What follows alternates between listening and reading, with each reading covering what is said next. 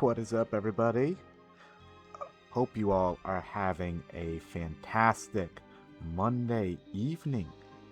We are back at it once again with some more Skies of Arcadia as part of the Wheel of Piracy Challenge. Now, if you all don't know what the Wheel of Piracy is at this point, first off, what are you doing? We've been at this for about a good couple of weeks. I'm a little bit disappointed if you don't know by now, but also just know that you can catch the VODs over on my YouTube channel, youtube.com/IndieSmack. But for those of you who don't know, let's just show you quickly. We have the Wheel of Piracy that I've been making modifications to during this run.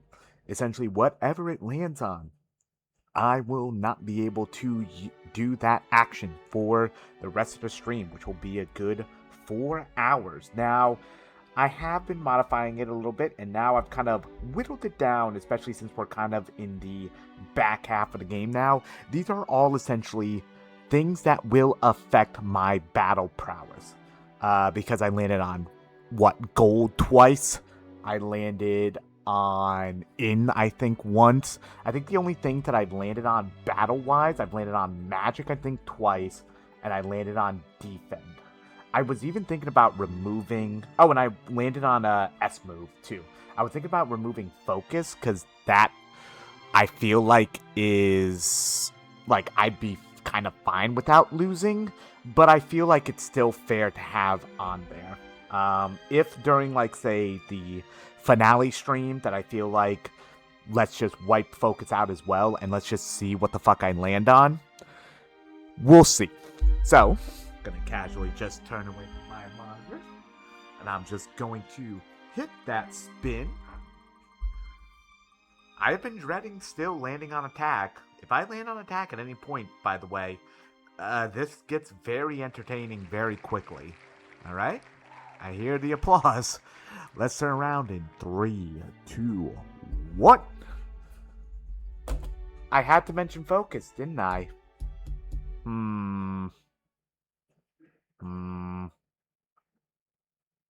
You know what? Let's remove it. Nah,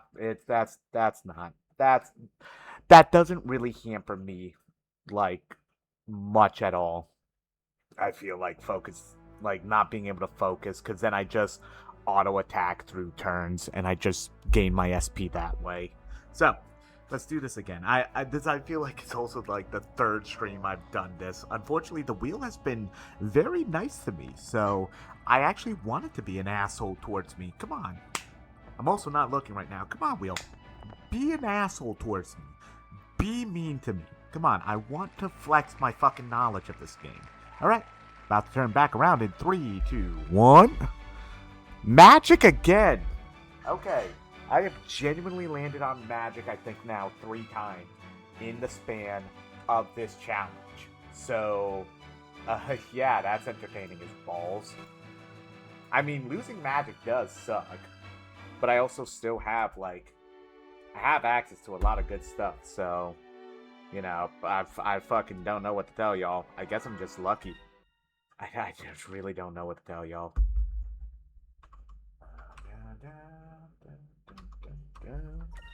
Yeah, so if y'all missed it last time, we did the Land of Ice, dungeon, where we ran back into Drachma, who essentially was with Rachnum, who ended up being the Purple Gigas. And unfortunately, Rachnum sustained injuries thanks to Ramirez being a jackass and perished. So it just also happens that Rachnum was carrying the Purple Moon Crystal. So now we're on our way back to Crescent Isle. I did double check myself. There is a bounty here in the Land of Ice, but I can't do them just yet. There is like one more story beat I need to do before they gain access, or I gain access to them. I will also let y'all know that I do have Pokemon Stadium 2 ready. What we will do with that is a rental randomizer. Jesus, this is the first back attack I've had in a long time. Oh, and it's just a single looper. Damn. But what the plan is, scheduling wise, is we're going to do the Pokemon Rental Randomizer, Pokemon Stadium 2 Rental Randomizer, and I didn't want to just like jump immediately into like Heart Gold, which is also Gen 2 Pokemon. So I've decided to change the schedule slightly. So what's going to happen is there's going to be Pokemon Stadium 2 Rental Randomizer, and then afterwards we are going to do canonical Knights of the Old Republic and Knights of the Old Republic 2, the Sith Lords. I mentioned in a prior stream that I wanted to do that, and I was thinking about adding in SWTOR as well. Star Wars The Old Republic, which was the kind of nowadays free-to-play MMO. But I realized that's stretching myself way too thin, and that would end up with me streaming almost exactly like how I did with Final Fantasy. Like, I'd end up playing that game for a year as like that's my solo content, which I wouldn't personally mind, but I realize now that that's maybe not the greatest move. So we will be doing essentially as canonical of a build for both your character in Knights of the Old Republic 1, who is basically a person with amnesia. That's all I'm going to say for people who don't know, because Lord knows I'm not going to spoil that. And then there actually is a canonical build and kind of canonical identity for the main character of Knights of the Old Republic 2, the Exile, which, just kind of to talk about it a little bit, the reason why I'm picking KOTOR 1 and 2, I love both of those games to death, and I've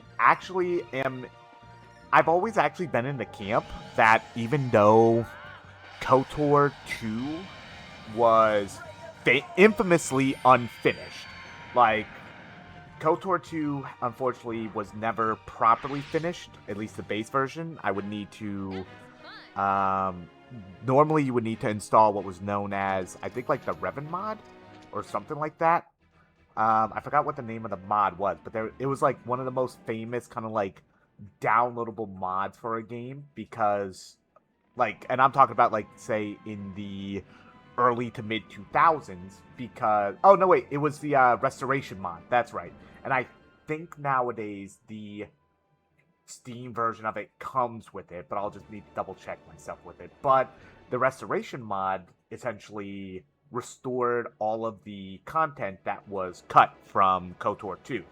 Because there's a lot of infamous stuff that was cut from it, including an entire extra planet. And the reason was for time. Because, fun fact, Obsidian Entertainment made KOTOR 2. And the reason why that's a fun fact is that they would also go on to be handed another kind of like infamous project, or another kind of infamous game, because they were handed the reins to Fallout New Vegas, which they were infamously told, I think, like, told by Bethesda, you have like 6 to 8 months to crank out a new Fallout game for us, which was absurd. And they actually ended up making what is still widely considered to be the best, like, Fallout game, because while you kind of had like more of a rigid path with, say, like Fallout 3 when you were the Vault Dweller, or Fallout 4, when you played New Vegas as the Courier, even just the story itself kind of just lets you unleashed onto the Mojave, because essentially what the story starts with in Fallout New Vegas is you getting shot in the fucking head by some jackass, and then from there you just wake up, get healed, and then you're like, okay, I'm going to go find this motherfucker, and I'm going to go kill him, or whatever the fuck you decide to do against Benny, which is, you end up finding him in the titular, New Vegas, in the Vegas Strip. But like New Vegas's story is New Vegas is considered widely one of the best, if not the best, Fallout because of the fact that it's so open ended. Like with Fallout 3, you end up kind of like on a little bit of a stricter path because it's like eventually you're trying to, like purify the water or something. Like everything leads to that kind of like end point, and you kind of get pushed along to join, like, say, the Brotherhood of Steel, which as you get older, you realize the Brotherhood of Steel is actually a fucking psychotic fucking cult. But, with New Vegas, like, you're not necessarily being pushed to join, the NCR. You're not necessarily being joined or forced to join, Caesar's Legion. Fucking, what was his name? Mr. Hand? No, I'm thinking of fucking Cyberpunk at that point. The guy that was on the fucking TV, the fucking fancy-ass motherfucker, I can't remember his name, unfortunately. You can end up siding with him, or you can just end up taking it all under your own wing, And I think it's that open-ended freedom of choice that a lot of people enjoyed about New Vegas as well. But, like, and that's why a lot of people would love, like, a New Vegas remaster, like, when people started thinking that, like, a New Vegas remaster was on the way, which I think it is. I don't remember now. But, a lot of people were so excited about that. And, like, a New Vegas remake in, say, like, the Fallout 4 engine, like, that would be so fucking bought. So many people would buy that. Alrighty. Hold on, let me take a quick drink of water. Ba-ba-bam! They're back! And the hull seems to be in one piece. Of course it's in one piece. A little ice isn't gonna hurt it one bit. Captain Vice, about that book from Yafutoma. I built an engine for you, using the plans in that book. Until now, you haven't been able to fly above or below the clouds because the pressure differences were too hard on your engine. But now that's not a problem. You'll be able to fly over mountains and beneath large islands. You'll be flying all over the damn place. Really? That's great. When can you install it? I'll install it tomorrow morning at the crack of dawn. With the new engine, we'll be able to travel more places than ever before. All right, everyone to the meeting room. Let's decide where to go next. So, yeah, by the way, we have now collected the red moon crystal, the green moon crystal, the blue moon crystal, and the purple moon crystal. And we can probably safely assume that the silver moon crystal is with Fina's people. So, I think the only crystal we need now is the yellow moon crystal, and we need to fucking hijack that from Valua. So, we're pretty close to the end of the game, people. I will say that I have Saturday off, so there's a high chance that on Saturday we'll be beating it and kind of probably just rolling right into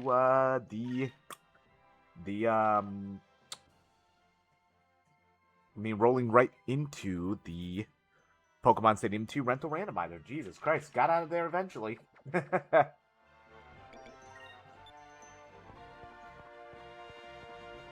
so does Ryukon have anything?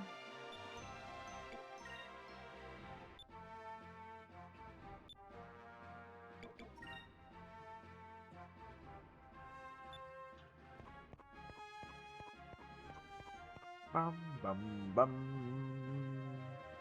Oh yeah, I think all of our stuff should have been like returned, or like not returned, but brought over to the island. Like we went for something colorful, so we end up having some flamingos out here in the little waiting area. Yeah, it is pretty cool that like you can customize your base a little bit.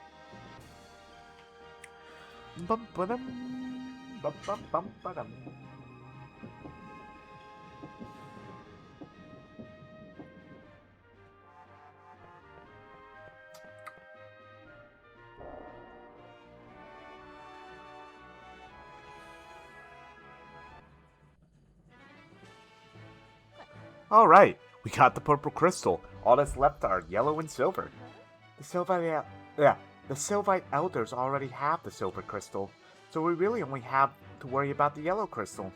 It looks like our mission is almost finished. But wait, wasn't that the yellow crystal located in the Maw of Tardis in Valua? Last time we went there, we couldn't get in because the opening was sealed. Yes, the Valuans have made several unsuccessful attempts at removing the seal. Hold on one second, I actually didn't start the timer, so... Yeah, that sounds about right, 3:45. For the good 4 hours. But perhaps we might be able to bypass the seal with the Delphinus' new engine. According to the geologists of the Valuan Empire, the lower layers of the Valuan Islands are filled with cracks and fissures. In other words, there's a whole system of subterranean tunnels running through Valua. So all we have to do is fly around underneath Valua and look for an opening. I see. So in other words, we can't get in from the top, we'll try to get in from the bottom. We'll fly below Valua and look for an opening underneath the island. Once we get inside the tunnels, we should be able to find the crystal. Since we can fly higher and lower than we ever have before, we might as well take advantage of it. Exactly. Let's rest up today. We'll leave for Valua first thing tomorrow morning. Hell yeah. Bum, bum, bum, bum, bum, bum.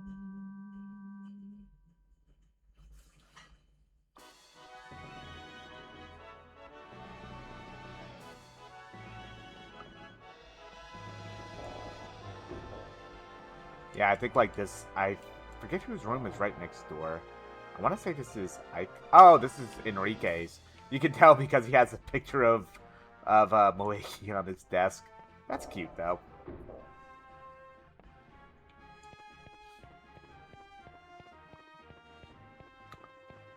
Yeah, so now since we can fly higher and lower than ever before, we can also now completely ignore random bites. Yeah, so probably what we may do then is we do need to grind a little bit.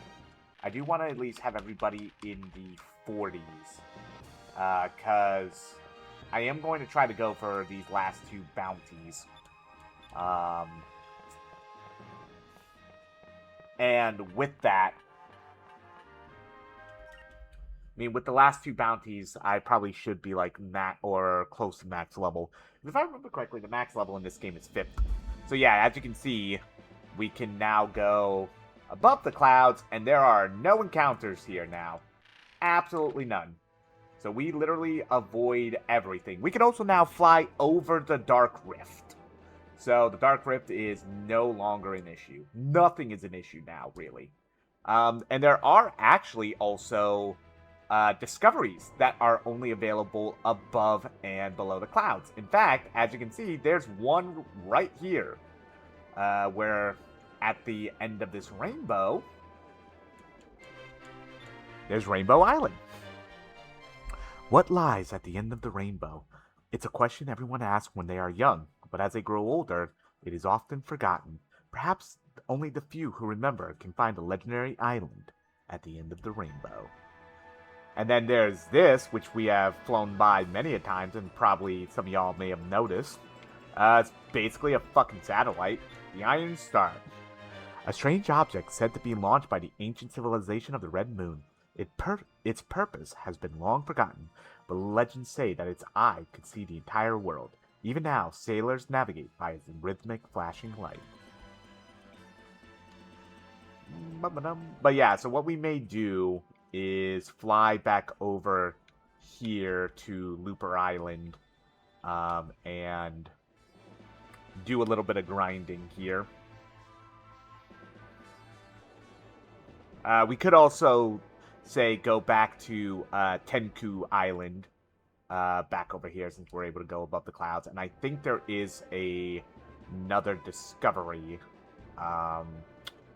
over there. But there is actually one thing I want to do above Valua before we go back to Looperland and do a little bit of grinding there.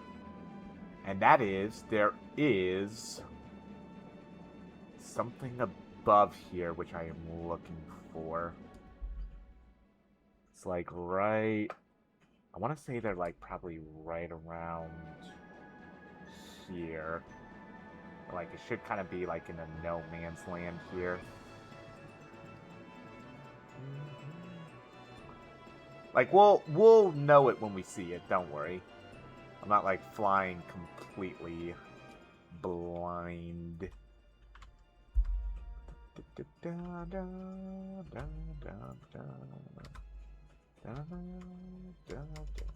Just trying to... I think it's like... Oh, I think I passed it, and I just didn't notice it. Heh, that's funny. Yeah, so this is here. Above the clouds. Somebody's made a nice little home for themselves.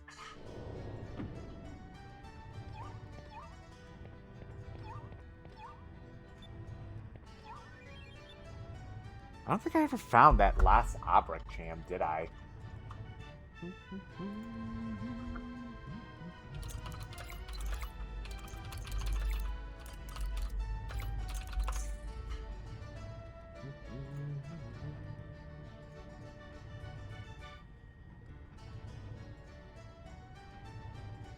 Oh, okay.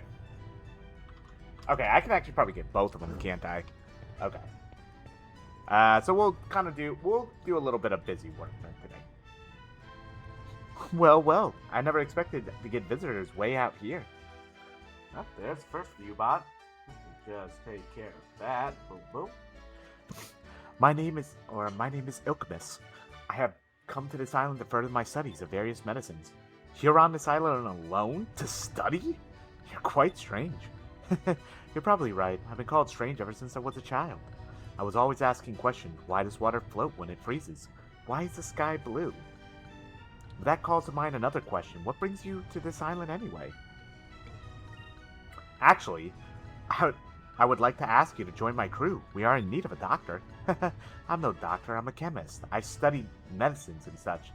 I am very happy that you would like to take me along, but I am sorry, I cannot travel with you. So, what we need to do... Oh, I probably need to leave and then rejoin. Or, sorry, re-enter.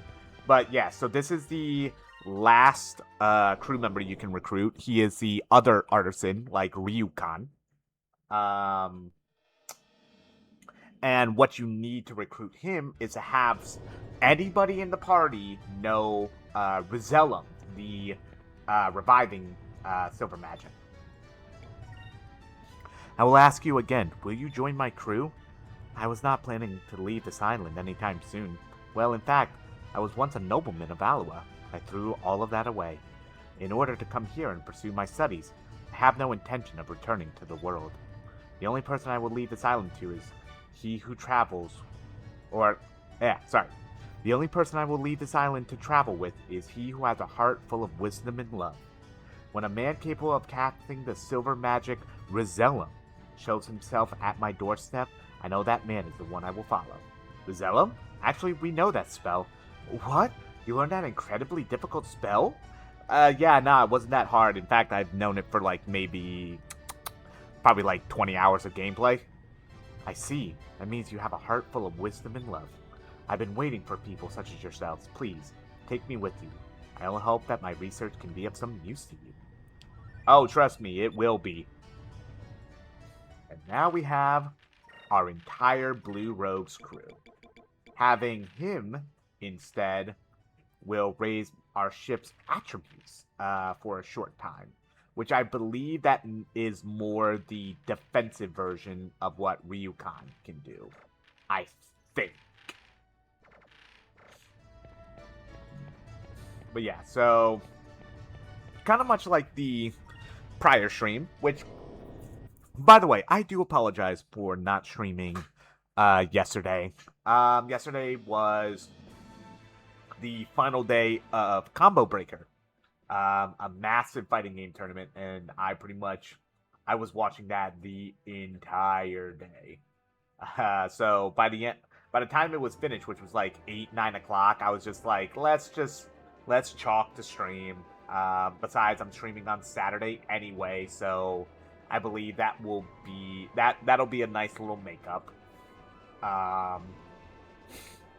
Watching Tekken was amazing. until the end. Because not because of who won, but how they won. Because it was Pakistani. I unfortunately call him like a third wheel, named Farazin. He's a very well-known player, but like in Pakistani Tekken, kind of like the shortest way I can explain it is there are two other really well-known players, and he actually had to beat one of them at least to win grand finals. It was actually his teammate on Team Falcons. But it's the character that he won with, which is Lydia. And Lydia lately has been getting a lot of flack in Tekken for being very mindless, very kind of like over aggressive, very hard to deal with. But yeah, I wonder who I'll technically need to talk to first. Maybe I'll need to talk to the person in Maramba first.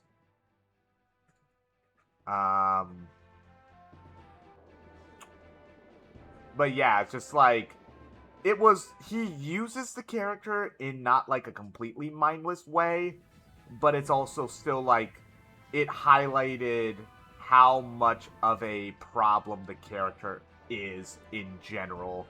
Because even when like, the highest of pros are getting completely fucking like ran down by this character, that's a problem. That's not good design, and that's not good balancing. But oh my god, the reveal from Combo Breaker. So we needed to like Tekken Season 3 had 3 of the 4 characters revealed. Kunimitsu is coming out next week, sometime in the summer.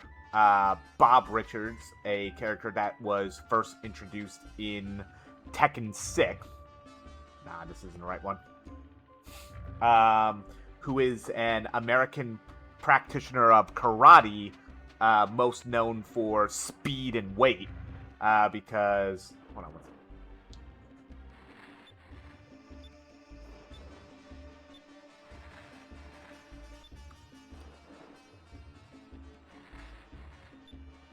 Yeah, so I actually do need to talk to her, because to get one of the Albrecht Chams, I need to essentially have them reconcile, because her daughter is actually over in Esperanza. But yeah, so Bob Richards, in terms of Tekken, is actually a bit of a comedic character, because his lore is that he was the fastest, like, practitioner of karate. Like, he was the fastest martial artist in the world. Think of, like, if you know Dragon Ball Z, and if you remember the Ginyu Force, he was Bruter, the blue hurricane, like super fucking fast. But Bob didn't like the fact that his hits, like, didn't have enough power behind them. So, like, it was kind of like, the Kenshiro, like fucking, the fucking, JoJo, JoJo's Adventures, fucking Ora, that kind of stuff. But he didn't like the fact that he didn't have impact behind his hits. So instead of doing what would be considered the logical thing, which is bulking up with muscle, Bob Richards decided, I'm going to bulk up through fat. And he became a giant motherfucker. Like, we're talking like 400, 500 fucking pounds. Well, probably 500 isn't really it, but like, he is a round motherfucker. But he's also actually still really fucking fast. So his iconic thing is speed and weight. Because while he's not necessarily powerful in the traditional sense, with muscle, he fucking is able to hurl himself around and still swing with like such incredible speed that it's still devastating. Like one of his most iconic moves is kind of like an advancing attack that he does, which is known as Meatball, where he literally just throws himself at you like fucking Oh, I had to talk to her first.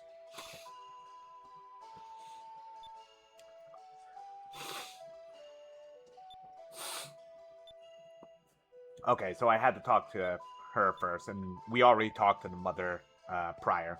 But yeah, so like, but the thing is that or Bob using Meatball is like hella fucking plus on block. So what that means is like after he hurls himself at you and you block it, it's still not your turn.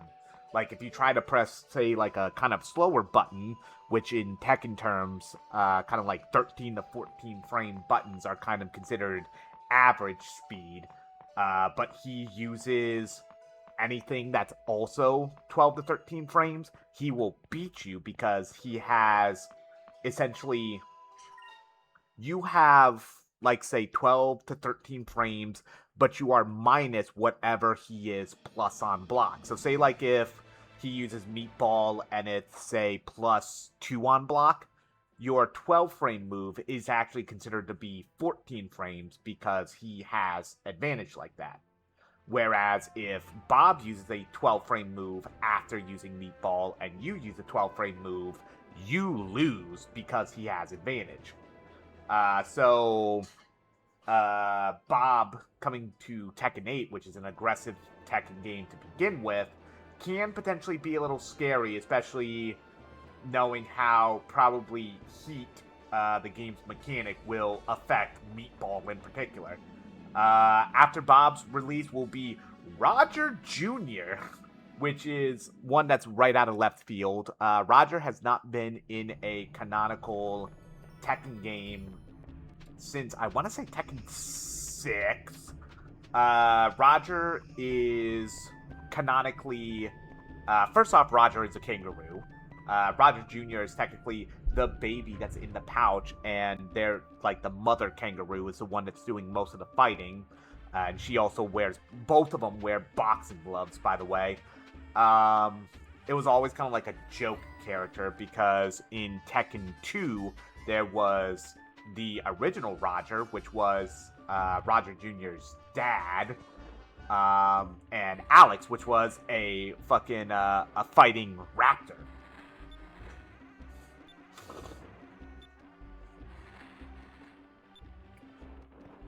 But so Roger Jr. coming back was out of left field, and how Roger fights is usually kind of like, traditionally, I think it's like called a command fighting style or something like that. I forget what it is, but what it boils down to is Roger has always kind of been a hybrid character between the Mishimas and King.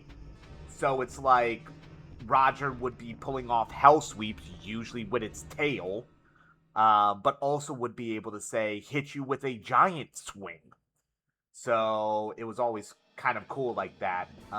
Roger also was, back in Tekken 6, a really good character. In fact, the kind of like joke it is for Season 3 in Tekken 8 is that these are all characters that at one point or another kind of ruled the competitive scenes in the game that they were in. Because Bob, in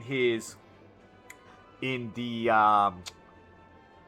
game that he debuted in Tekken 6, he was actually a godlike character because Bob Richards is also what is known as a pseudo Mishima.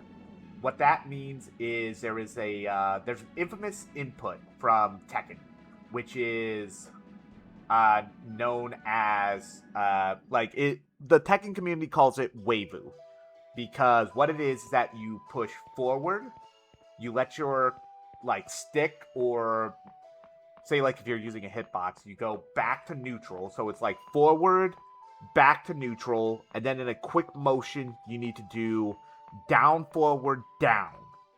So this is all done in like a second. But when you do that, you do... Oh, wait, it's not a wait. I know the better way to call it. It's called a crouch dash.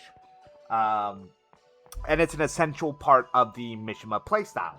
Because once you learn how to do that rapidly, forward, neutral, down, or down, forward, down, Or it's either down, down, forward. I think it's down, down, forward, actually. So, like, once you learn how to rapidly do forward, neutral, down, down, forward, that also has, like, its own unique moves out of it. And that's where the famous, Mishima electric punch comes from. The Doria, you know, the one that Kazuya is most known for, especially.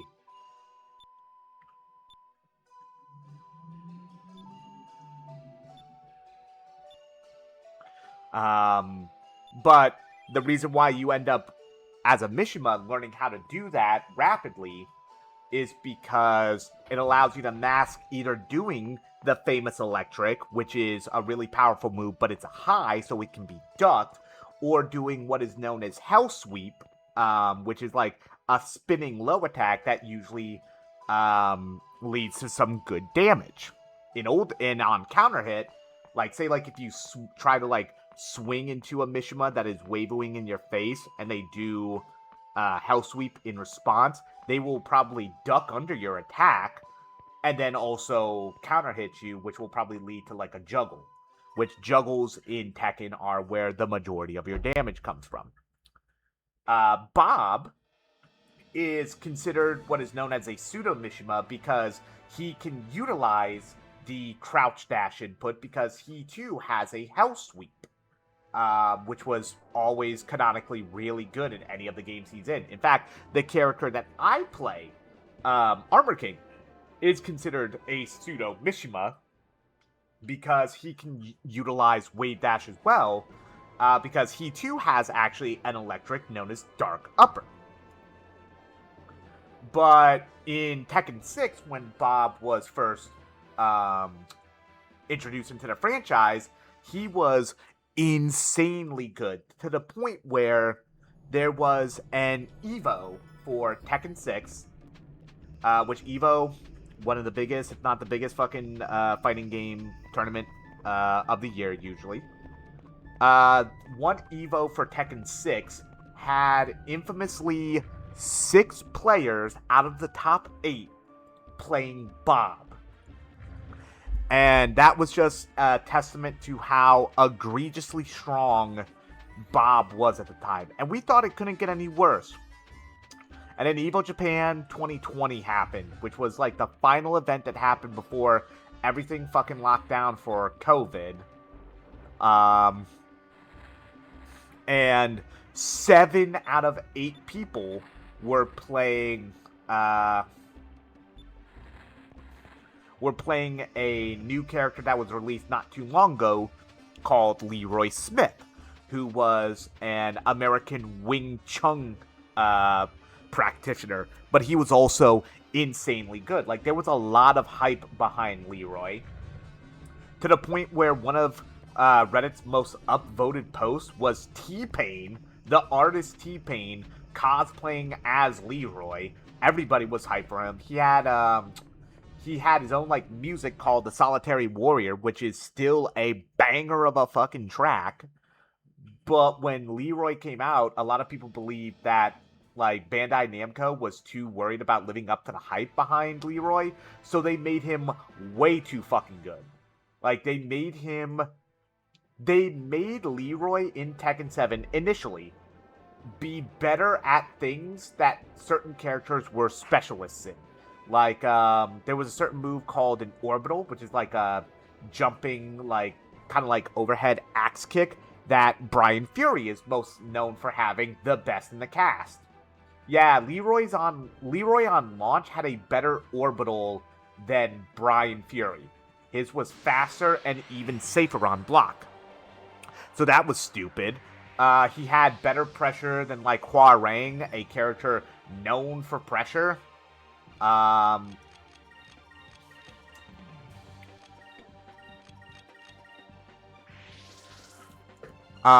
He had, like, insane counter hit tools.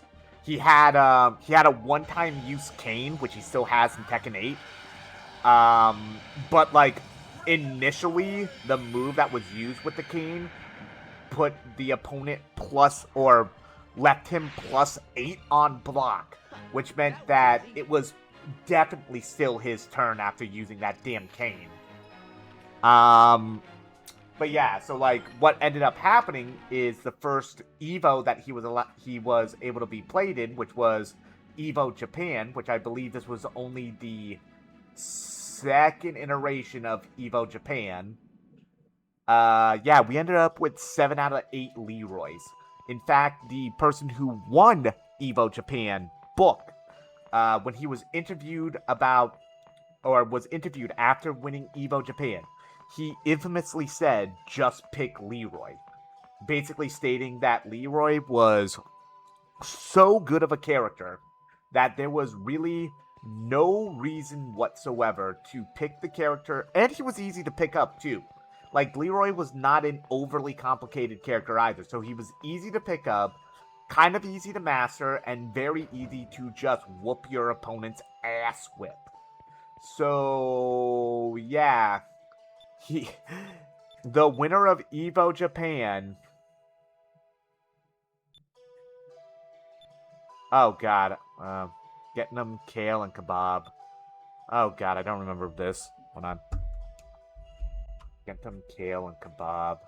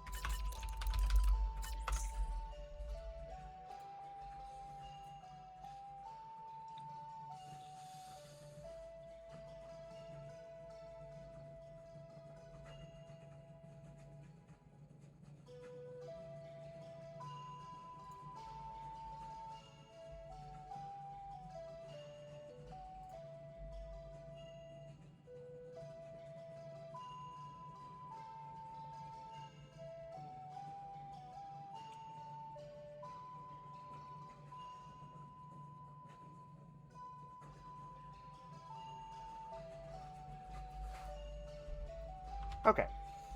Yeah, I just want to make sure I wasn't wasting too much time. But yeah, so like, for the record, I know I sound like an asshole saying this, okay? Because I don't wish that COVID ever happened. Because I lost somebody very important to me during COVID. And I know a lot of people did. I will say, in terms of Tekken 7 and the Tekken 7 competitive scene, if tournaments continued after Evo Japan, where Leroy was still an ugly son of a bitch, like they didn't nerf Leroy in any way, shape, or form for 3 months after he was released. Which, that is a fucking eternity in terms of fucking like a fighting game. Like that ended up what the problem ended up becoming was a lot of people online were just spamming Leroy and being assholes while doing it. Like the infamous thing is like every character has like a key charge where they would power themselves up, or like their next move, no matter what on hit, is an auto counter, but then they can't block. But like most people don't use key charge for that; they use it to essentially taunt their opponent. I can still see it right now, and I hear it in my head now that I'm thinking about it. Where like what Leroy does, that he like takes a Wing Chun pose, which is like he's really low on the ground. If you ever watch like IP Man or Ip Man, it's like the famous crouching pose, and he just goes. But like a lot of Leroys online, knowing that the character is bullshit, and that's the reason why they're playing it, would like beat the living shit out of you and then just spam that like while the KO is playing out, just like because they know they're an asshole. They're leaning into being an asshole. But yeah, so like season 3 of Tekken 8 it's considered to be, oh no, like these are all the formerly competitive problem characters, because like Kunimitsu was also really strong in Tekken 7. Kunimitsu is very much an infamous character that probably one of the best Tekken players of all time, Arslan Ash from Pakistan, played, especially towards the end of that game's life cycle.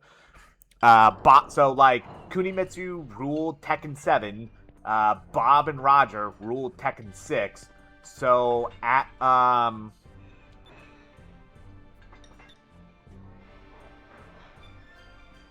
okay, so he has Cabal.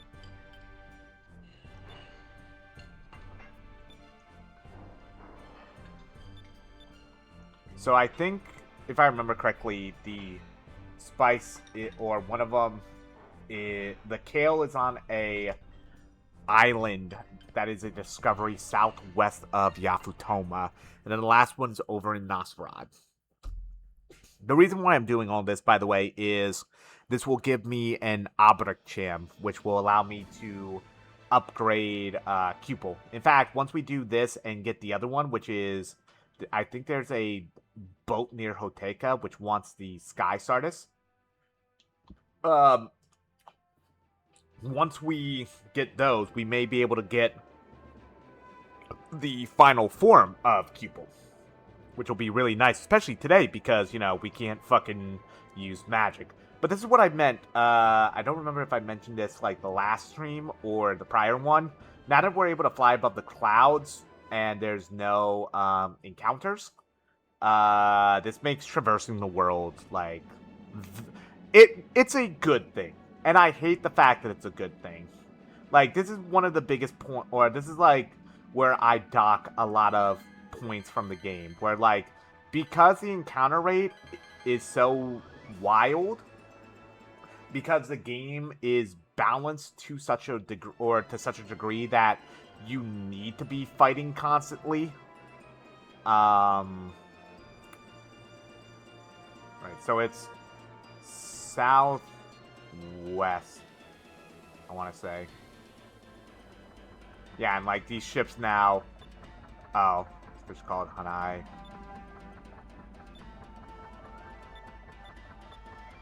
Oh, I can sell them like Hanai fish. Neat. Yeah,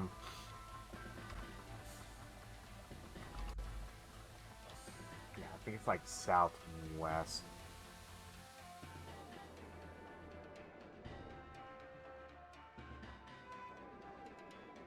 Yeah. But yeah, I do, like, I hate the fact that, like, I say that being able to finally fly above the clouds makes life so much easier in this game. Because then you can just, like, pick and choose your battles a lot more. Is it not? Is it, like, invisible? God damn it.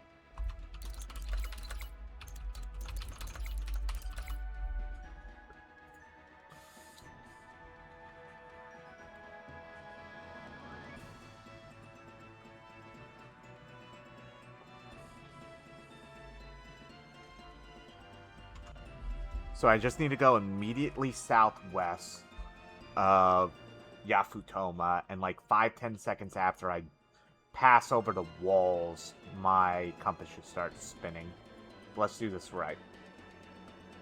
But yeah, like, it's, once again, it's the biggest gripe about this game is that there's way too many fucking encounters. If this game were to ever get remade and they fix that, like, this could easily become, like, a best of all time fucking, a best of all time, like, RPG. I'm not even kidding. Because the story is amazing. The art, like, I understand, like, we live in a world with, like, very hyper-realistic graphics.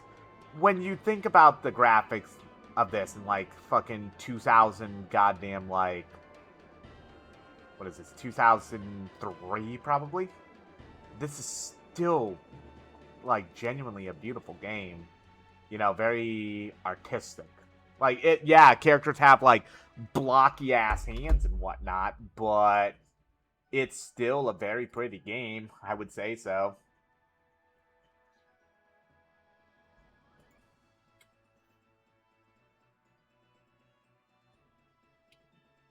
So it's like north of the nest. So where was the nest? Because I know the nest is around here.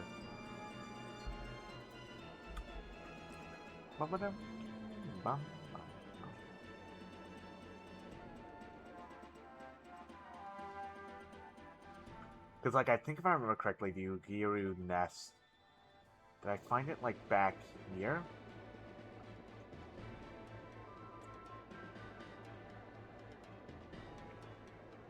But yeah, oh god, I went fucking in so many different directions with that diatribe. But, going back to the reveal of the final character for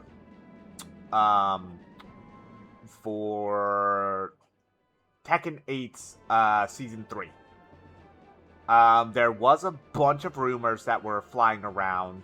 One of the ones before the reveal was that it was potentially Kirito from Sword Art Online. And unfortunately, that one in particular held water because Bandai Namco produces the Sword Art Online games. And we already have, like, you know, fucking anime characters in the game, or fucking, you know, like, sword protagonists with Clive Rossfield from Final Fantasy 16. But the reveal and the character was really fucking surprising. So, context. A lot of people, for the longest time, wanted a character from Baki. Oh, hey, it's Blueheim. It's literally Blueheim's fucking corpse. Can I interact with it? No. That's lame.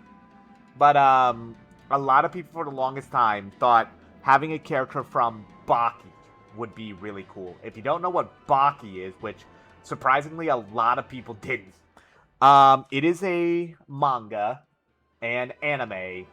The manga is actually old as shit. I am as old as the Baki manga. The Baki manga started in 1991. So that manga is 34 years old. I'm old as fuck. Regardless. Once... But, like, a lot of people or Baki... How can I describe Baki? It is a quintessential martial arts manga and anime. And it is essentially... I'm trying to think of, like, a good way to like, playfully describe it. What if Dragon Ball were actually just human?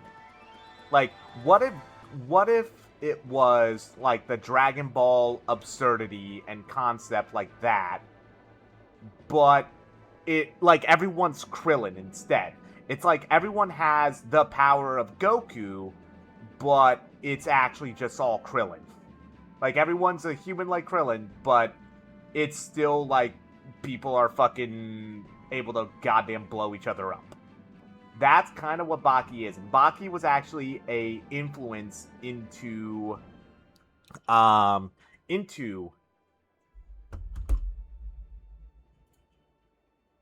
I am way off. Fuck me. Baki is an influence, or was an influence to Tekken being made. And in fact, Baki and characters from Baki have been in, like, various random-ass fighting games for decades now. They actually didn't go with Baki himself. They went with Yujiro Hanma, which is Baki's father, one of the quintessential antagonists of the manga and the show, and is one of the most insane fucking characters you will ever see in an anime. Like there could be, like, the joke of, like, oh, Baki can maybe take Goku. Nobody can take Goku. I'm just gonna say that. Well, Superman can take Goku, but I'm not getting into this argument. But it's like Yujiro Hanma is one of the most insanely powerful humans you will ever see in a anime. I think I just need to mash the fucking... Yeah, like, because I think it's around here. But, like, I just need to... I think it's invisible. God, I need to just fucking mash for my life, don't I? This is ugly. This is fucking ugly, then.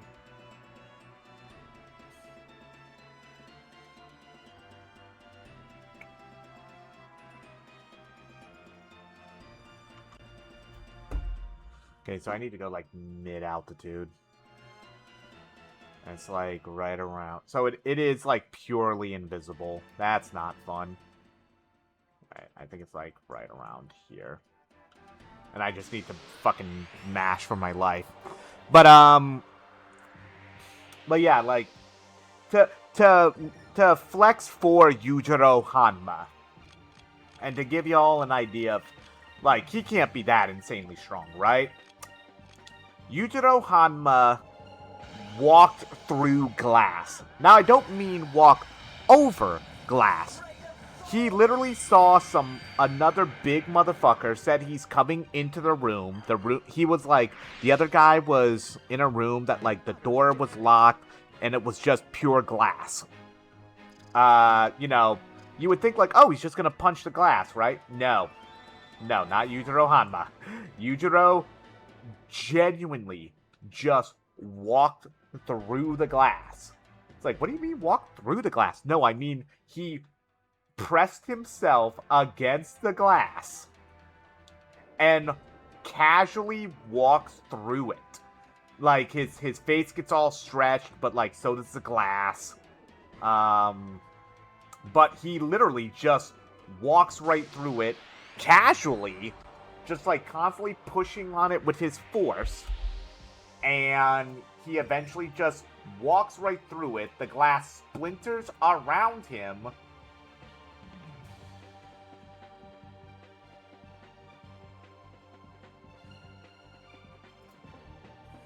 God, this island in particular is or this fucking discovery in particular is being a bastard to find, huh? Alright.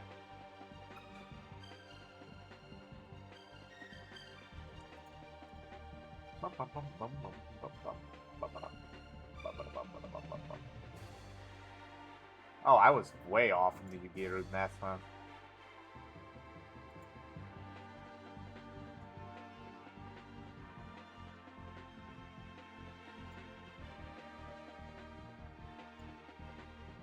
Okay. I at least know that now. But yeah, so, like, he just casually walks through the glass. A more kind of recent thing, because the Baki anime is still going on. There is, like, a swordsman who's, like, the world's, like, best swordsman and, like, one of the world's best martial artists. He tries to cut Yujiro with his sword. Like, he does it without even moving, it looks like, because he's that fast and that good.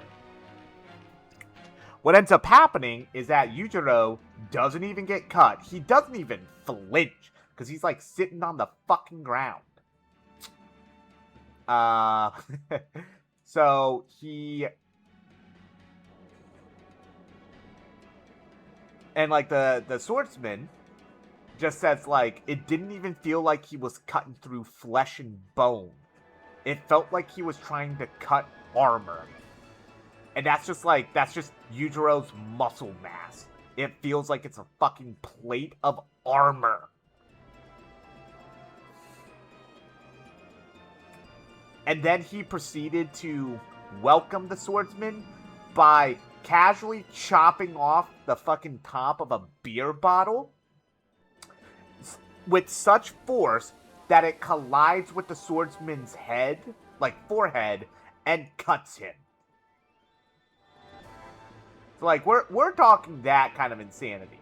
We're talking like we're talking like Kenshiro, but like we're talking. Well, probably I would probably say that more than likely Yujiro got inspiration from Kenshiro, or like say Jotaro and like JoJo's Bizarre Adventure fucking got um, pulled from Baki and pulled from Yujiro. Like, he's just like that insane. But once again, he's just a guy. It's not like he has like any like insane superpowers or anything like that.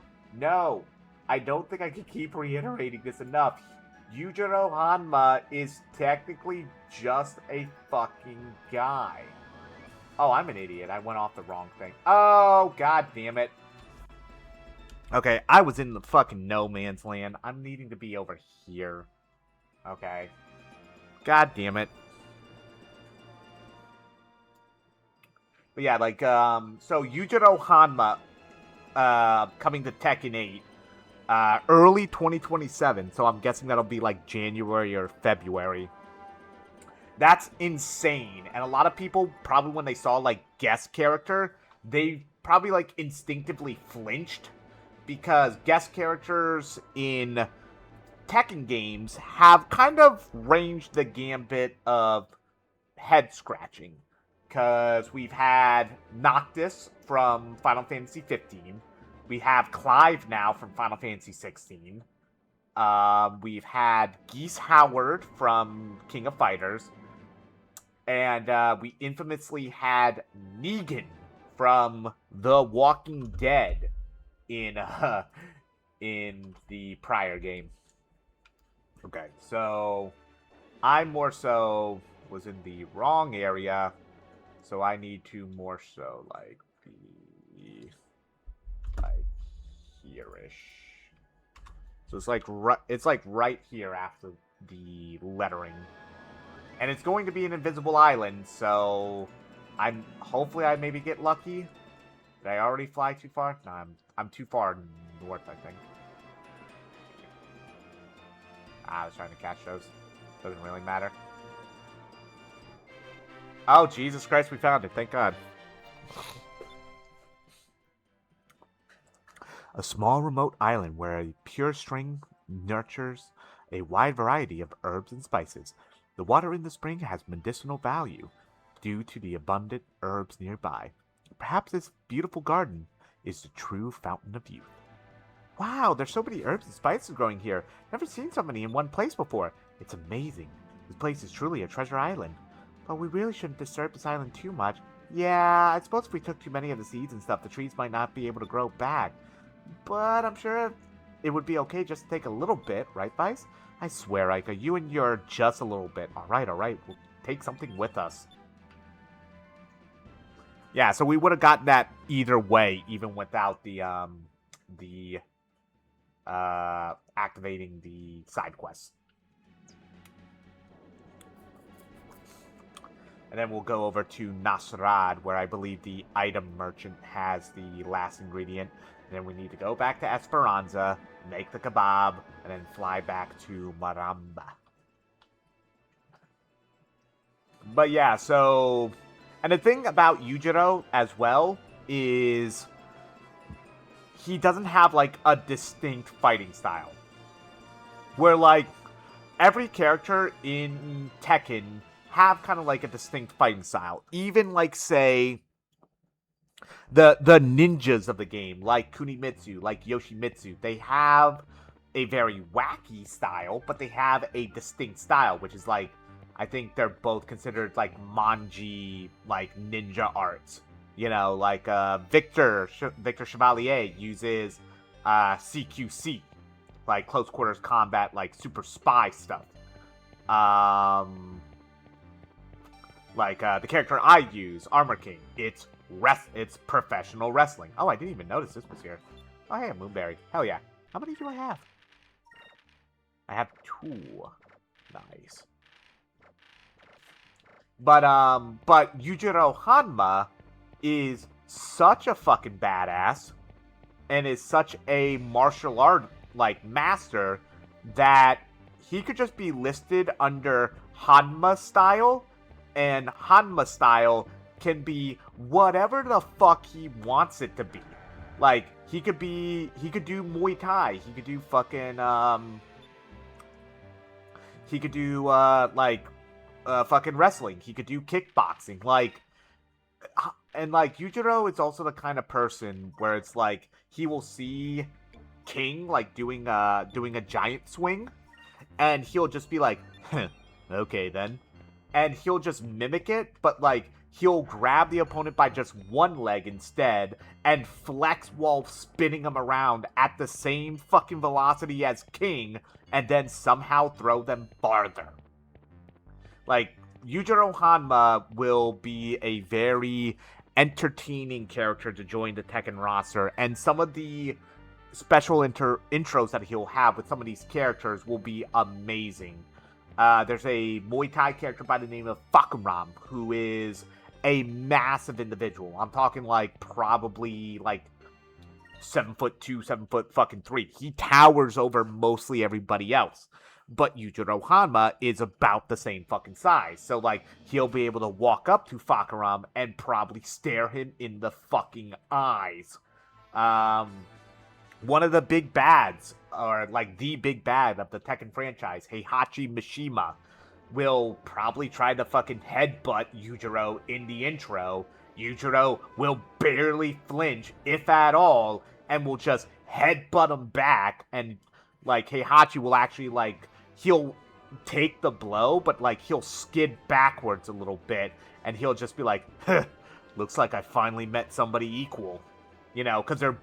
essentially, Yujiro and Heihachi are kind of the same character. Like, Heihachi was very heavily based off of Yujiro Hanma, where both of them are kind of, like, just asshole dads. Where, like, Yujiro cares about Baki, but he also kind of fucking doesn't. He will just be an asshole towards his own son. The Skytrain. While a rail car of a similar nature currently exists in Valua, this flying train is believed to have once carried passengers between the lands of green, or red, green, and purple moons. Although no more passengers aboard, the Skytrain carries on. That discovery, by the way, is a bitch to find, because it will travel between the red moon, the green moon, and the purple moon. So it makes like a giant fucking triangle around most of the entire map. So us crossing that path right now is fucking immaculate. That, because I remember in the 100% playthrough, I spent so much fucking time trying to find the Skytrain, because I was trying to find all the discoveries. There's another infamous one that's below the clouds called the Rock of Ages, which is just like a rolling rock that kind of like basically does the same thing the Skytrain does, but it does underneath the map. And like its pathing is so fucked. But yeah, so like Yujiro Hanma being in Tekken like by next year very much made people hopeful. Because Tekken 8 has kind of been going through it. Tekken 8 Season 2 was heralded as like a defensive, like going back to defensive styles, which they did. Sidestepping in Tekken games have never been as strong as they have been now, but they also gave everybody such insane homing moves to like track those sidesteps that it didn't fucking matter, and so the game became a lot of a mess. But Season 3 is making people hopeful because the prior patch before the Kunimitsu patch next week, they did nothing but nerfs, which they hadn't done yet in Tekken 8. And they nerfed a lot of the annoyances of the heat system in particular. Because the heat system is what makes Tekken 8 kind of just overwhelming. And in a game that is more historically known for being defensive, Tekken 8 intentionally tried to become a more aggressive game. And in doing so, it's become very frustrating because It's a lot of just like guessing on interactions. It's known as 50-50s, where you either, yeah, it's just a coin flip. You either guess the right interaction or you don't, and you eat shit.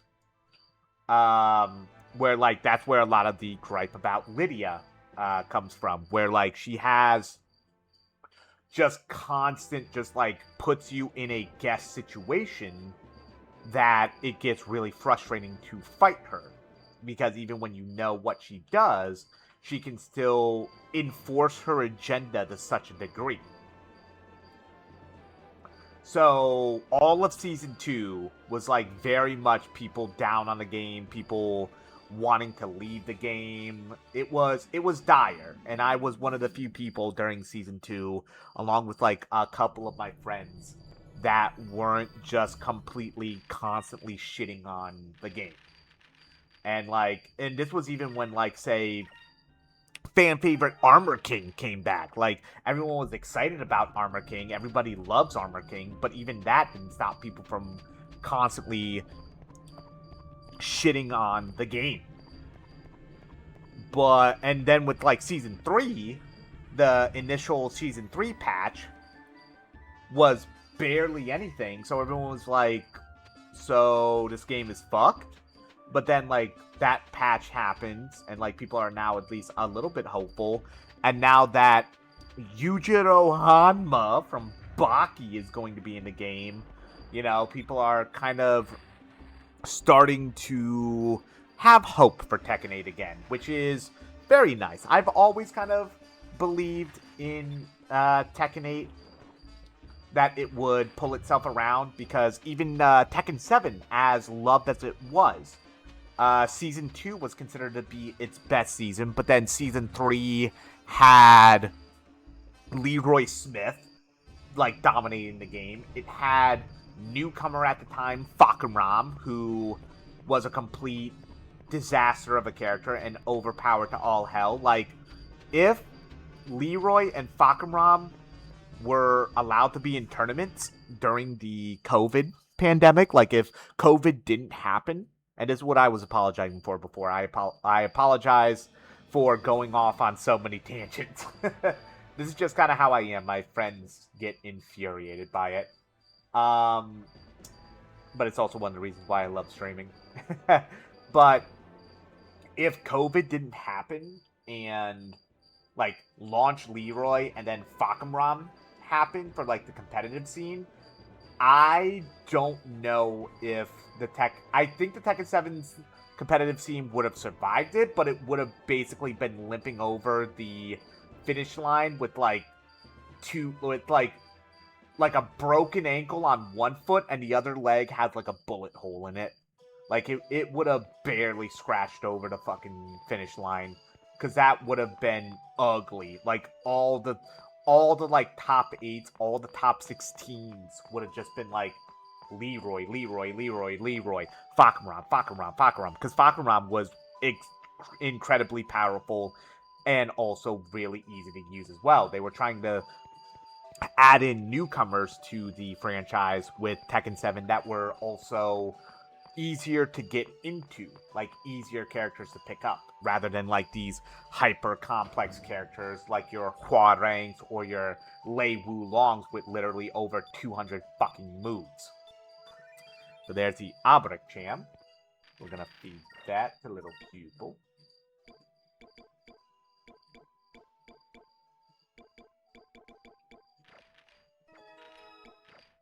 The Cupel Claymore. But, and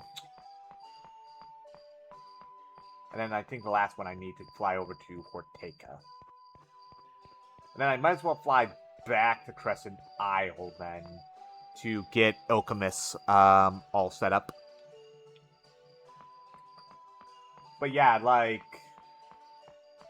I genuinely just forgot where I was going.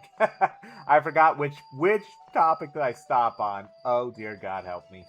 But yeah, so like, people are hopeful for Tekken 3 or Tekken 8 Season 3, which is really nice too. The reason being is like, fighting games right now are like the two big fighting games right now kind of are seen of having problems, but for like different reasons. Tekken has tried going too aggressive too quickly, and its patches have been kind of like too insane, I guess you can say. Like it's tried too much. It's thrown too much at the wall. Where if you look at Street Fighter 6, which is considered to be the fighting game right now, because like it's big, it's massive over in Japan, it's massive all over the world. You know, people are going to try to at least watch the Capcom Cup if it's not fucking paywalled again this year. But the problem with Street Fighter 6 is that game has genuinely played the same since the beta. And that game's now going on year 4, I think. I think this June, this June will be 3 years that Street Fighter 6 has been out, and it is played relatively the same, just with a few new characters added, or like a handful of characters added in. And one of the characters that is the biggest troublemaker right now is Mai Shiranui, who is from King of Fighters.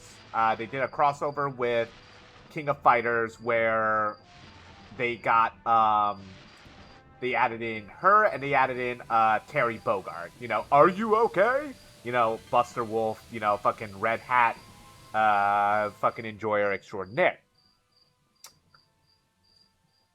So I think the fishing boat, I want to say they're around Ortega.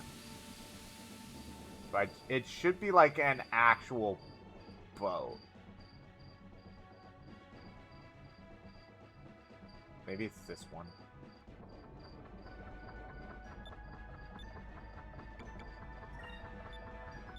Nah, okay.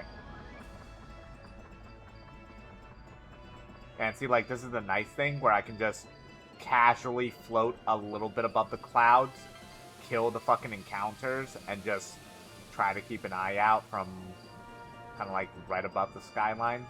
And then I can just dip down. Because encounters will only happen based on lateral movement. If you go vertically, I can't like run into a fight going up and down. I can only do so going forward or like back or something. There we go. Oh, it was only 10? God help me. Alright. Oh, I thought it was more than that.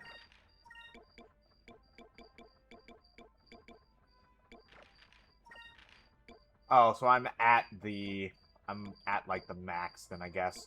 I'm gonna assume. Actually, hold on one second then. If I have all of these, I'm gonna have Cupel puke them all up then. Because then what I'm gonna do then is... Because I know I had a chart of how I can get like a better one. So... Okay, here we go. 1, 2. The blade. Then go to Abric. We get Cannon back.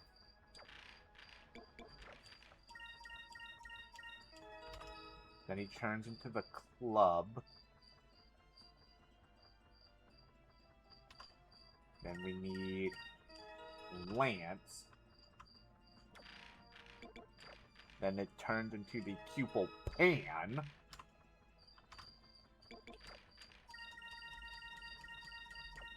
Okay, so we don't have enough right now.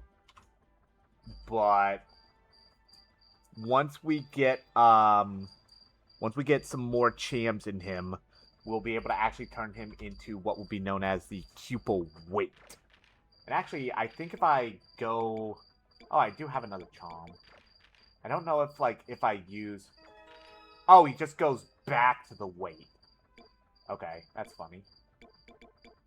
Is the weight actually better? I do have, like, one more Chom I can waste this on. So, there's Blade into Cannon.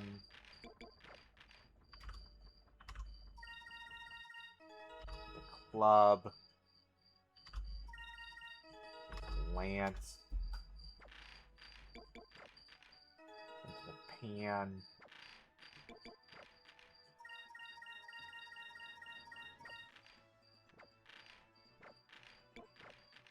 $145, $110. Okay, yeah, no, it's better because I just saw not only more damage, but also I think it gave her fucking evasiveness. Yeah, Jesus Christ. Yeah, so Cupel now will use his magic to increase his own weight many times over and then drop himself on a fucking enemy's head. So it's a little less accurate than the pan, but it also gives Fina a little bit extra dodge, which will be nice. Yeah, so now we just need to collect some more chams, because I believe from here, because we're already in the weight, I just need chams, and then we'll get the final version of Cupel. So let's see. So next, we're probably going back to Crescent Isle.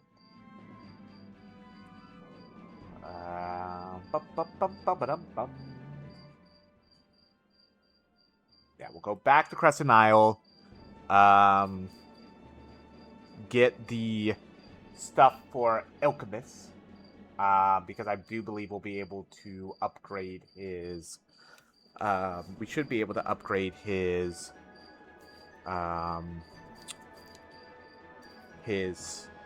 shop immediately.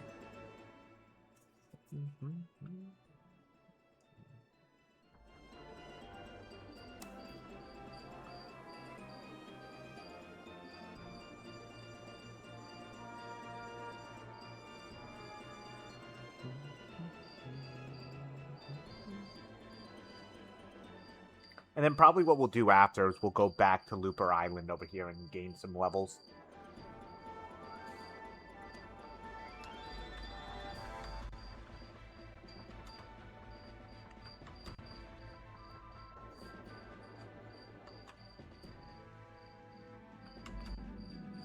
Oh, well.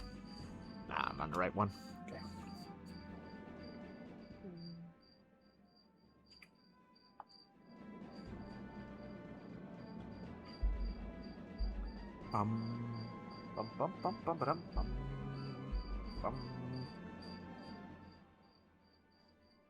Yeah, and also, we could also be doing essentially the same thing by going, I believe, under the things as well. But it's just like going over is just cleaner because once you pass kind of like the skybox here, there's no real islands up here that will block your path unless they're like kind of like there for a reason.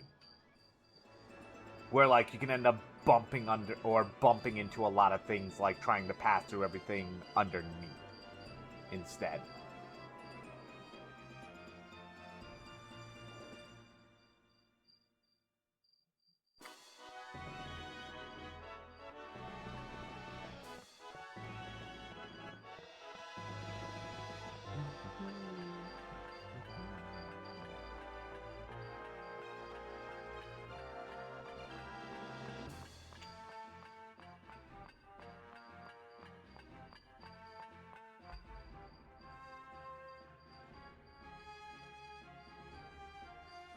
Yeah, so now Alchemist has his own little shop over here. Yeah, and like we just need to give him 1,000 gold so that he can upgrade. I forgot what he sells baseline. Yes. Oh, he just sells like Sacralin and stuff like that, which actually will need a handful of these. Handful of those. Absolutely a handful of those. But then what he sells once you upgrade his shop? Seeds! You can just buy the fucking like Dexys seeds and shit like that just straight up from his fucking shop.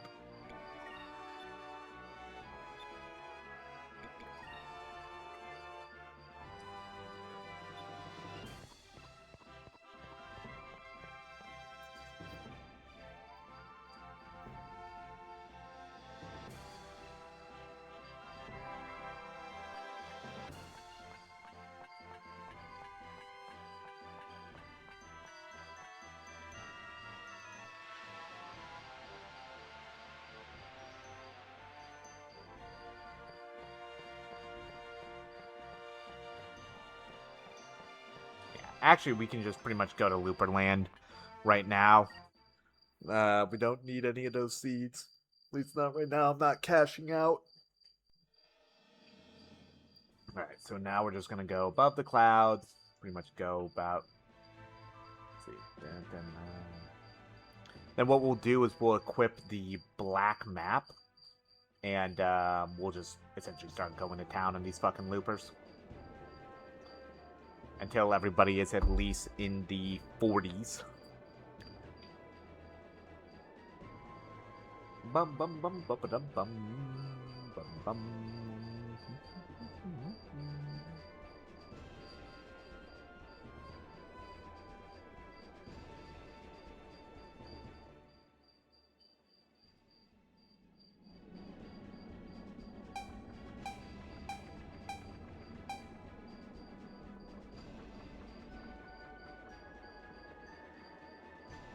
Oh, I think I... Oh, no, wait, no, I didn't get this one. The Flying Flail. This is another one that just has a random-ass fucking pathing. An ancient history book shows records of contests of strength in which athletes would spin balls of steel at great speeds and launch them into the air to see whose ball traveled the farthest. Could this ball be from such a contest? Yeah, so it's like a hammer throw ball just randomly fucking flying across the skies.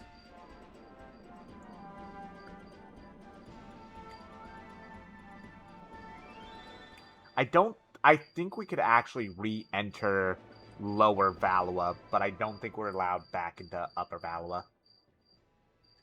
For obvious reasons. We can't even, we can't, like, land at the fucking palace either. That would be funny, but also probably, story-wise, that would be suicidal as fuck.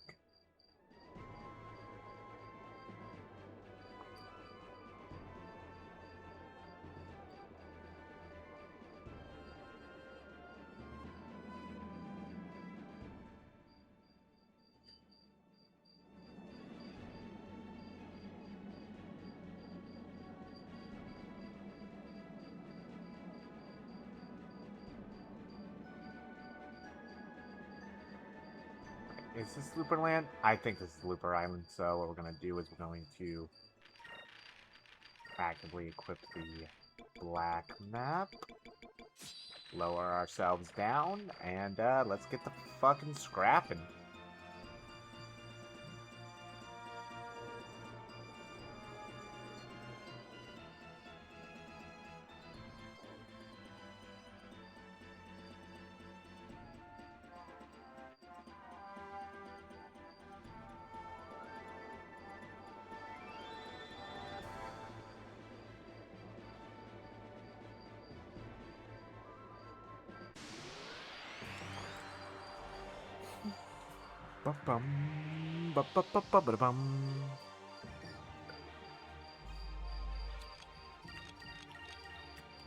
Yeah, so probably the best way to do this is to just have everyone defend. Hopefully, like, not too many of them run.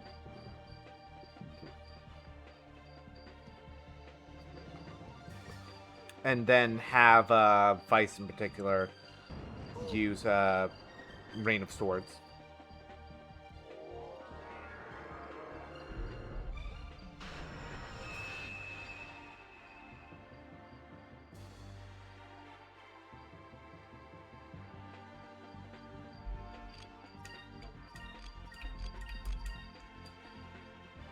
Because Rain of Swords is pretty much the only, like, real AoE attack that will hit them. Like, once we get enough SP that we will just naturally, that we'll naturally just be able to cast Rain of Swords off the rip, like, the farming becomes so much easier.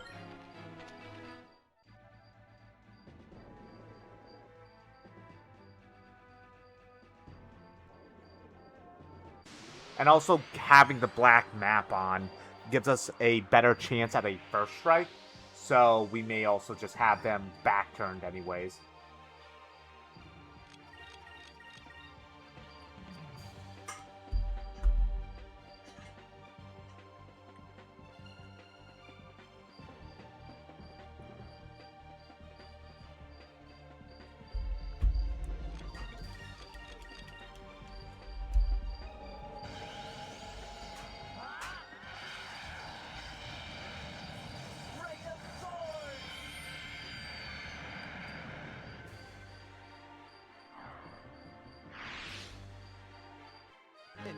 victory.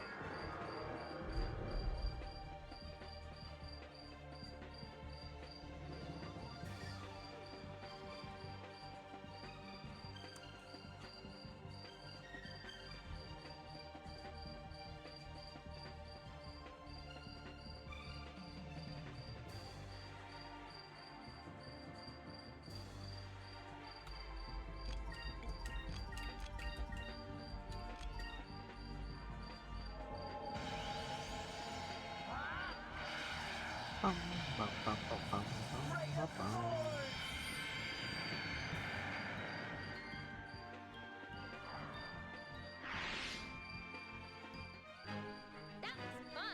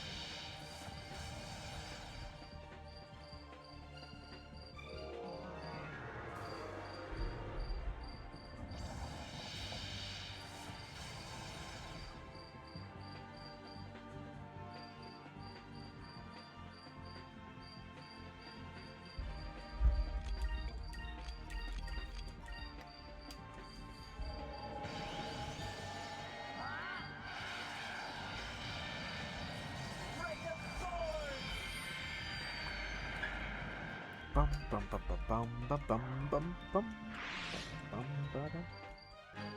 That was fun.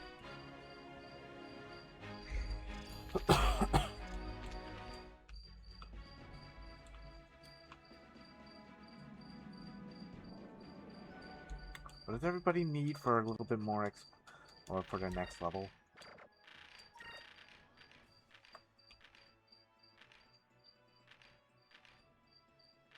Wow. 3,000, 9,000, 6,000, 8,000. Ugh. It's gonna take a little bit, unfortunately. Well, actually, if I can keep getting those 1,000 bunches, which is from the yellow loopers mainly, we may be able to make this a lot cleaner. I'm not surprised. Once again, I think the level cap is indeed, I want to say it's 50.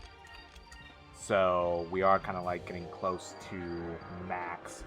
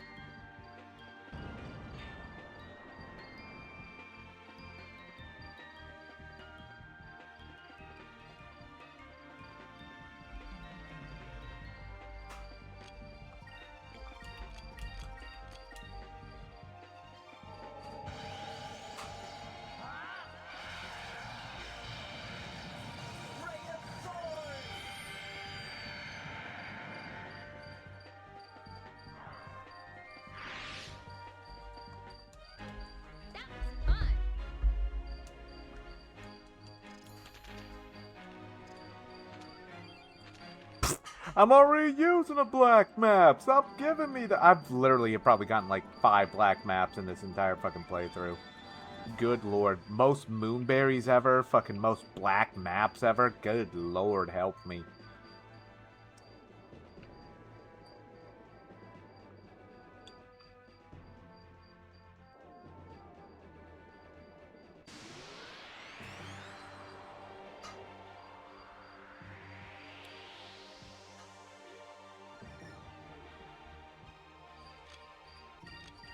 I wonder because if these are just base loopers, if the Lambda Burst can actually just kill them.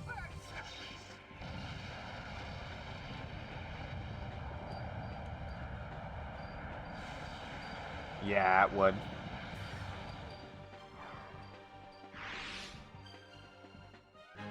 We did it!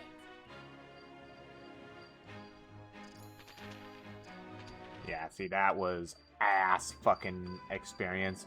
We're trying to get mostly the purple loopers and the yellow loopers. That's where the real money is at.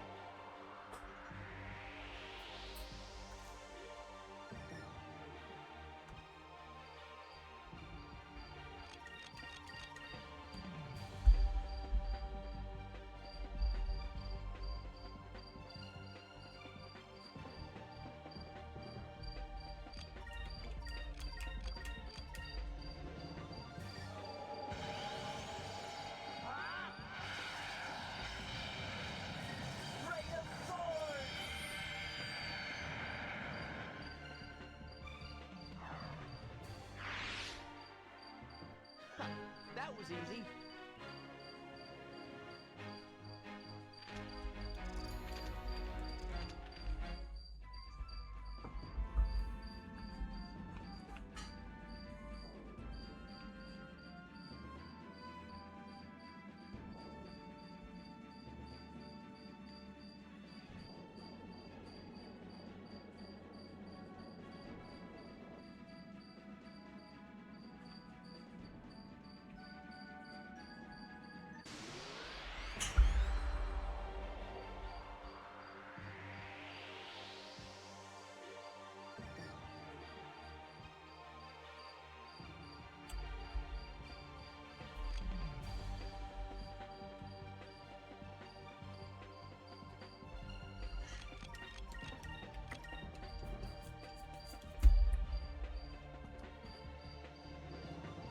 I don't know if maybe the black map is also not allowing them to run. That could be like a hidden little feature about the black map. Is that it's not allowing the enemies to run. Because none of these loopers have ran.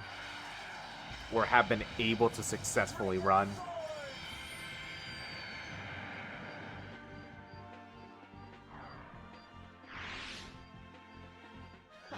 That was easy.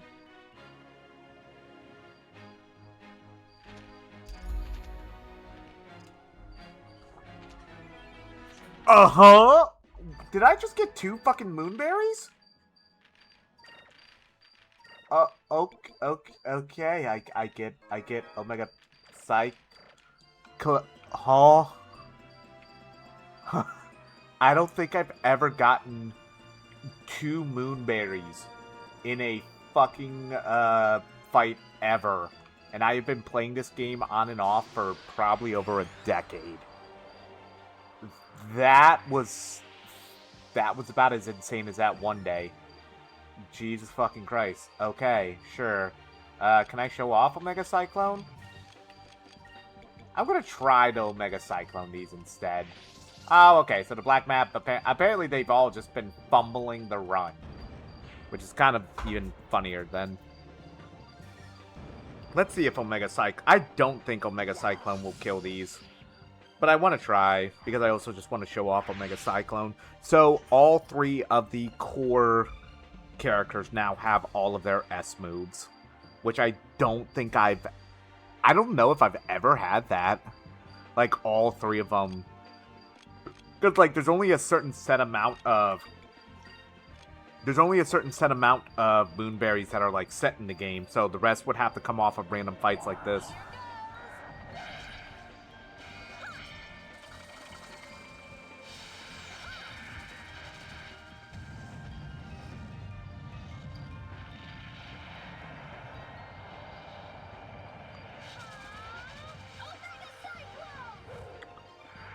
Yeah, and then she just fucking boom impacts the fucking island. Good lord. Okay, yeah, no, it didn't do anything. Okay. Okay. I'm not shocked by this. I'm gonna say that right now, but that was kind of funny. Not gonna lie. Kind of funny. Kind of annoying. Kind of funny, though. Here goes. Yeah, so that's why you also use Rain of Swords. For some reason, Rain of Swords does its max damage against loopers, but like an AoE like that doesn't. Why? You got me.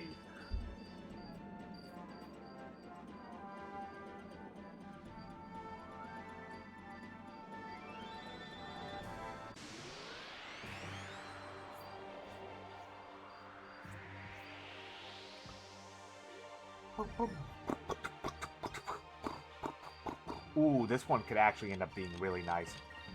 Most of these don't fucking run.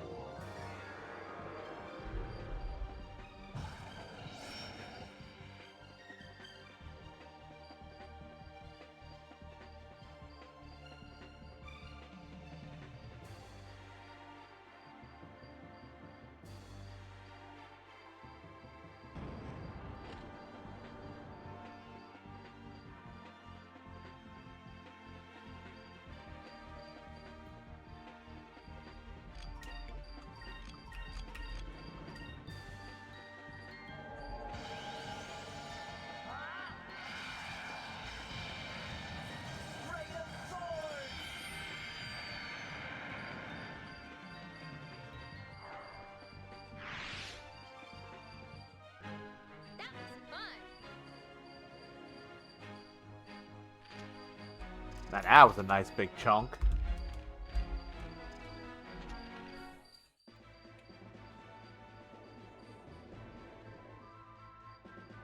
Yeah, so like we're mostly looking for blue loopers. We're mostly looking for purple loopers, blue loopers, and yellow loopers in particular. Like yellow loopers right now are choice.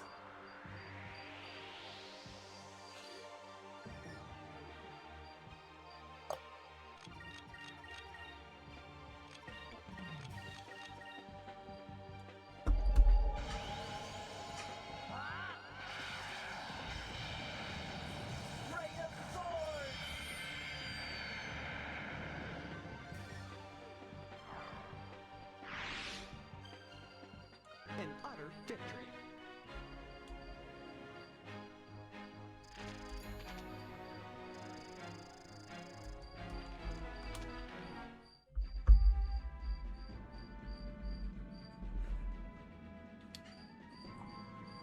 Bum bum bum bum bum bum.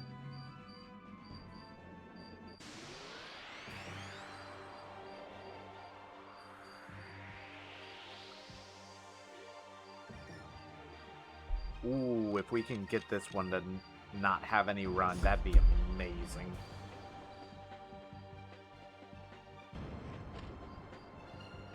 Here goes. Nice counter.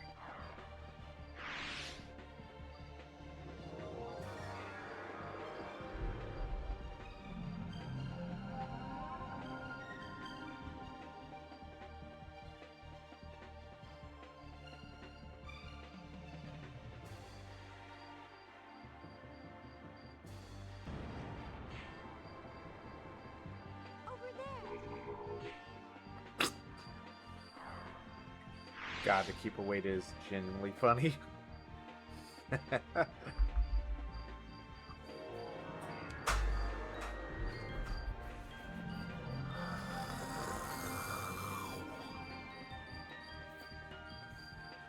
Oh, god damn it. Okay, so that's slightly problematic. Oh, everyone's asleep. Let's try this. I've kind of been only slightly paying attention, not gonna lie, people.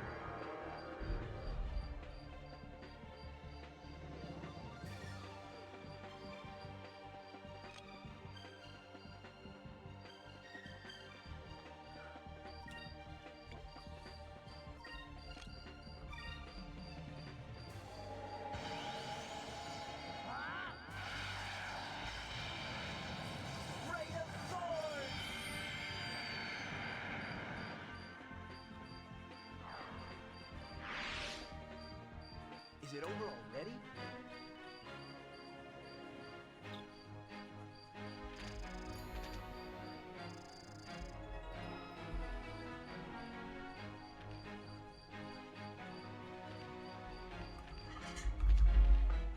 All right. Let's see. How much longer until? I think we'll just continue on. Like it was nice to get a little bit of levels here, though. So what we're gonna do now is put back on the hat, fly above the clouds. I mean, that was also worth it because we got fucking 2 moonberries off of it. Still random as shit. Now what we're gonna do is fly over the clouds at least to get to here, like close to Valua.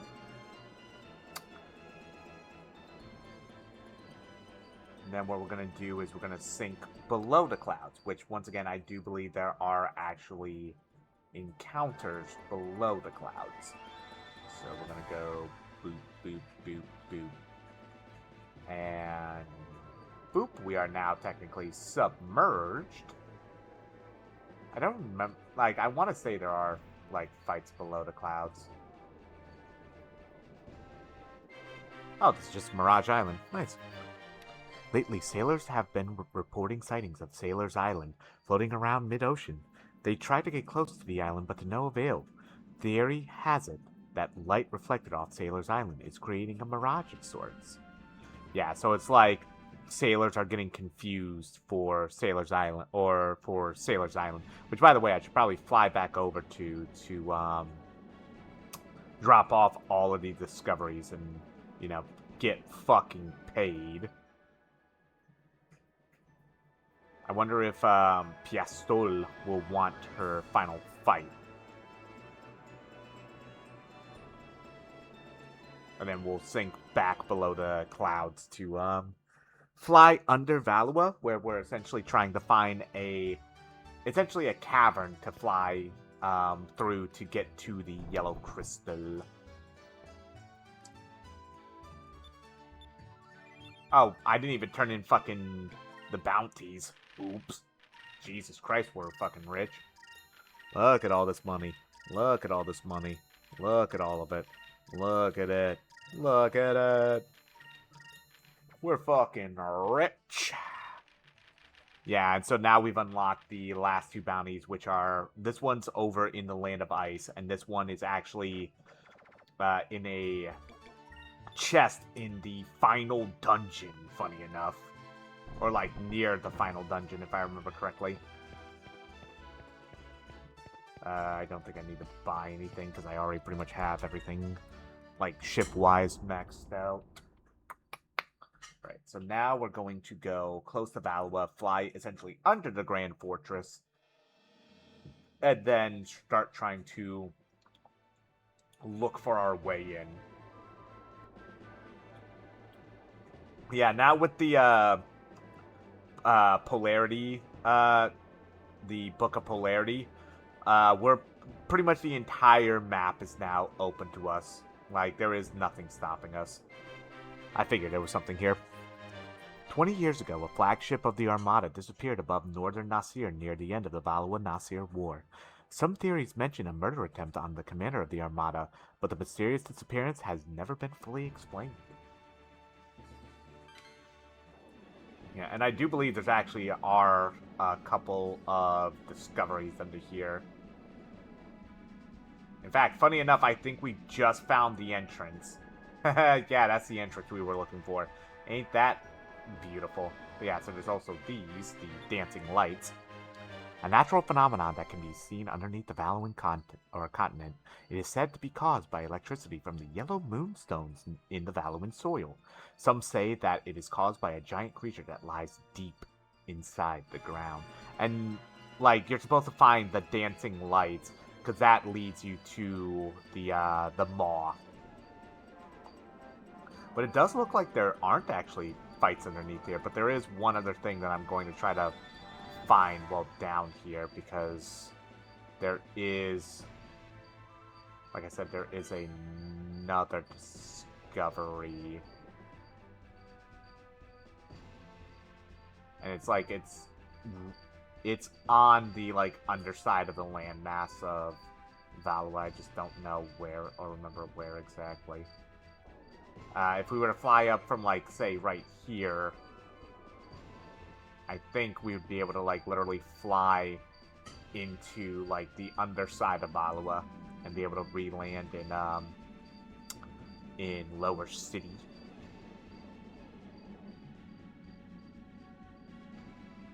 Yeah, so it's like, if you ever get lost, you're just supposed to look for the dancing lights. That's why they made it a visible discovery.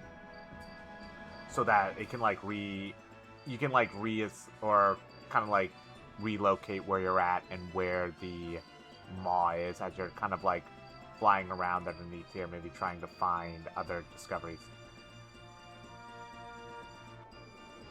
Yeah, so I guess there aren't encounters, at least underneath here. I'm probably thinking of once you fly into the underground tunnels, there's probably, like, fights in there instead.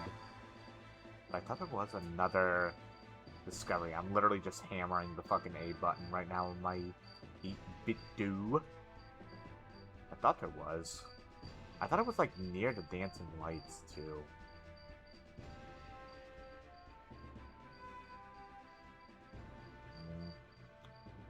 That's okay, though. I mean, we're fucking rich. We're fine on money. I don't need it for that. I was just trying to find a little bit more to do. But we have kind of been piddling half the day away, so might as well get going into the Maw of Tartus.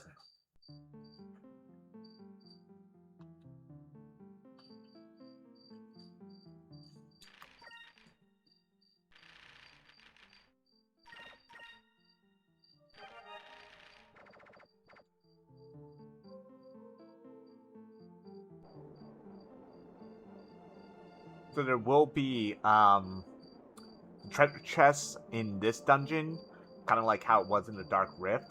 Instead, it's like crystals. That'll look like kind of like that on the left-hand side, but it'll look kind of more glassy. Those will kind of be our chests for in here. And since most things are probably either yellow... Oh, jeez, look at their red and green. That's random. But we are at that point of SP where I can just rip off an Omega Cyclone to begin with, so we're ripping off an Omega Cyclone. Bonk. Oh.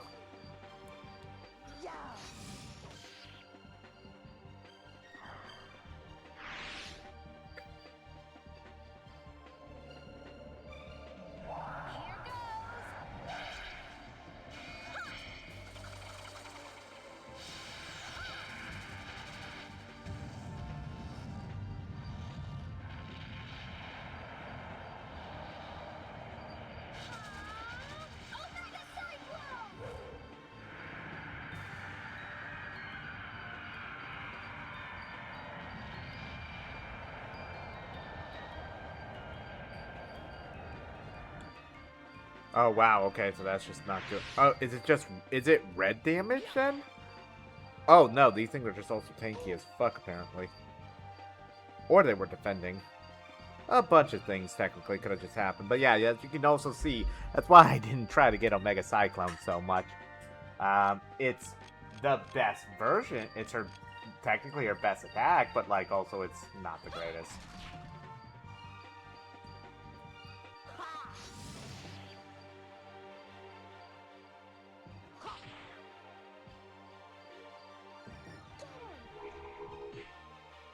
Kabonk.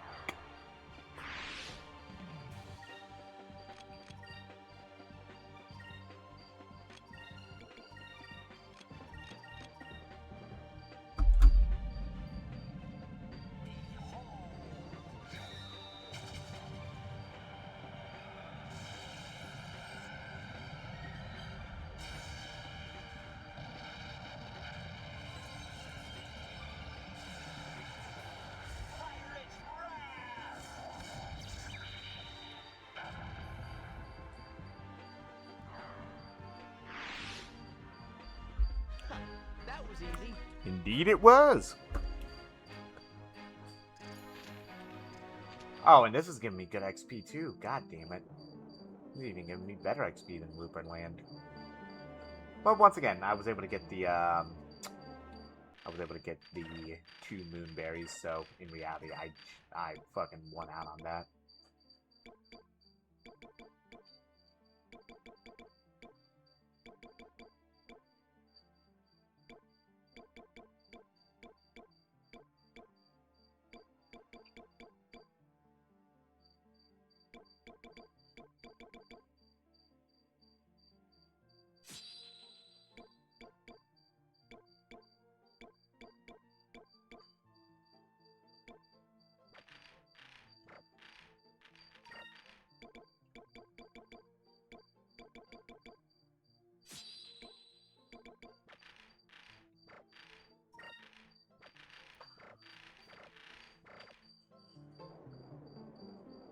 But yeah, like this crystal right down here, I believe, is considered to be a treasure chest.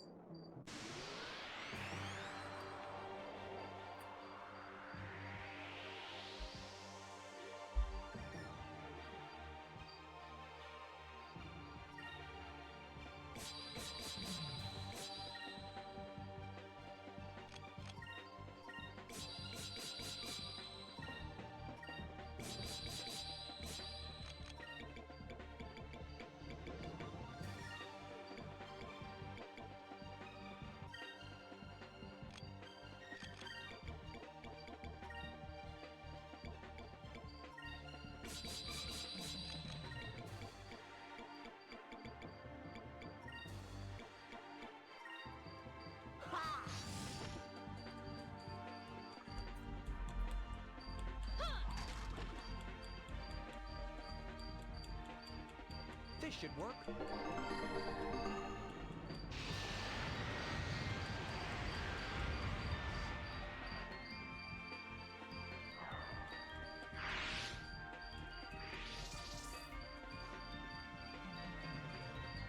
Let's try this.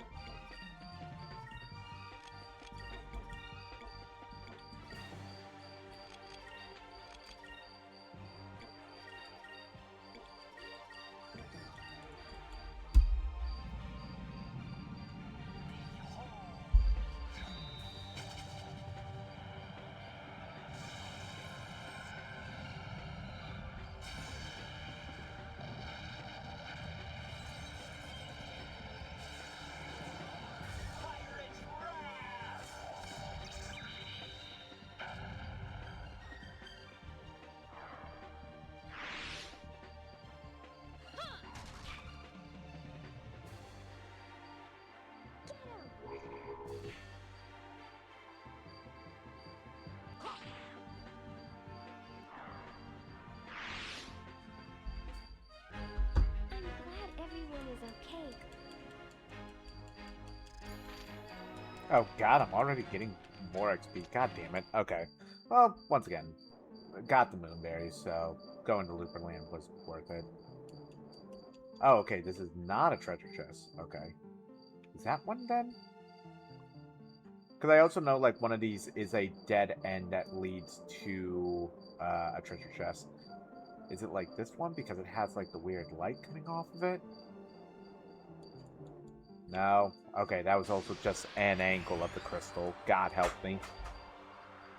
Oh boy, fighting these shrimps too are kind of annoying.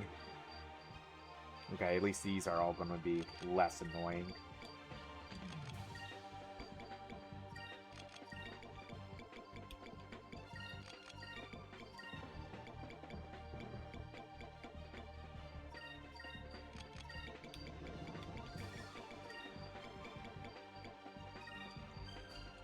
This should work.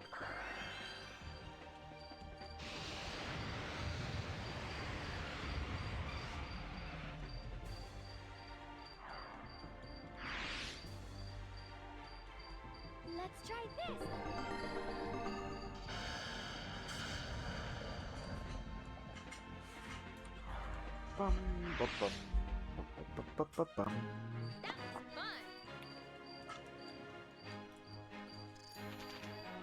Hell yeah. Alright, so this was actually, it was just better for me just to go down here then, because I'm already getting way more consistently higher XP. I think that's the actual way I need to go, so we're gonna go this way then, just to make, because I think there is another moonberry that's down here. And I think there's some good equipment down here as well.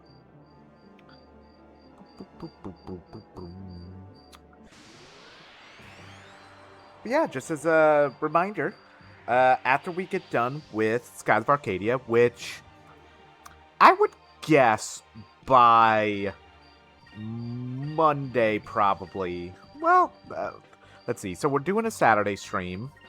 We will be doing we'll be streaming then Sunday, since there's nothing going on that Sunday, and then Monday.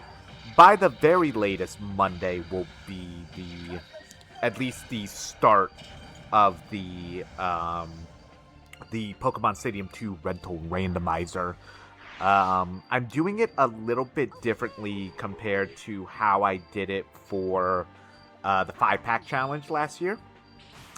What's going to happen is I'm still doing, like, the rental part of it is still, on the board. Like, I'll be randomizing, and since I know how to fucking split the scenes now, because I've actually started to try to take things a little bit more seriously, I'll pull up, like, the site I'll be using to only have, like, Gen 1 and Gen 2 Pokemon. I will randomize it. Last year when I did this, what the rules was if I lose 3 times to a gym, I go back to the previous gym. If I lose, I think it looks like if I lost 3 times in general, I would have to go all the way back down.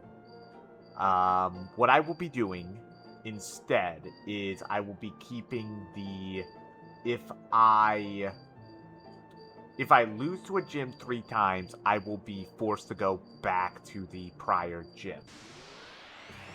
That is staying. But I'm not gonna get, like, hard reset all the way back. Like, what happened last year, like, one of the big things that happened was I lost to, like, Whitney 3 times, and that made me have to go all the way back to Faulkner, the first gym leader in Gen 2. That's not happening unless I lose to Bugsy, who is the second gym leader. Other than that, it's pretty much going to be the same. There will be what I will be calling kind of like a checkpoint, which is once I reach the Elite Four, I cannot fall back down. So, like, I won't be forced to do the gyms again. So, like, if I lose to the first person in the Elite Four, I am not falling back down to fight Claire, for example. And what it was last year was the big challenge was if I fell back down the tower, which is, it's kind of like, it's called the gym tower, I think is what it's called. If I fell back down the tower 3 times, that was the end of the challenge. And I got all the way to the Elite Four, mostly on the back of one particular team. I remember some of the Pokemon. I think the main one that carried me surprisingly was a Stantler that had like Stomp, it had Hypnosis, it had Dream Eater, and it had one other move. But because Stomp was a stab or same type bonus, that was pretty strong because it had just really good base stats. And it was just a regular normal type Pokemon, so it was good all around. The only gym that potentially, I think that did fuck it up. What in the unholy fuck are you? What the fuck? I don't think I've ever seen this. Or at least I don't remember it. Okay, sure, fuck it. We're fighting Dargans now. Dargan, rock the Dargan. Got it. Okay. Anyways. The only gym that potentially that did fuck up my Stantler was Chuck, who is a fighting gym leader. Terrible bite. Oh, Jesus! Rude.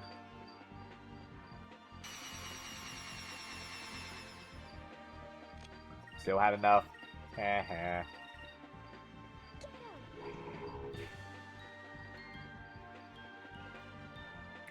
But yeah, I'm thinking it had like a Kabuto.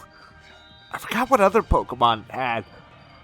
Like, I mainly remember Stantler and Kabuto. Oh, it had Donphan. It had a Donphan because probably my most viewed clip was against Jasmine, who is the Steel type gym leader, who in Pokemon Stadium 2, because there's not enough Steel types, I guess they decided to give her a Mantine and a Corsola.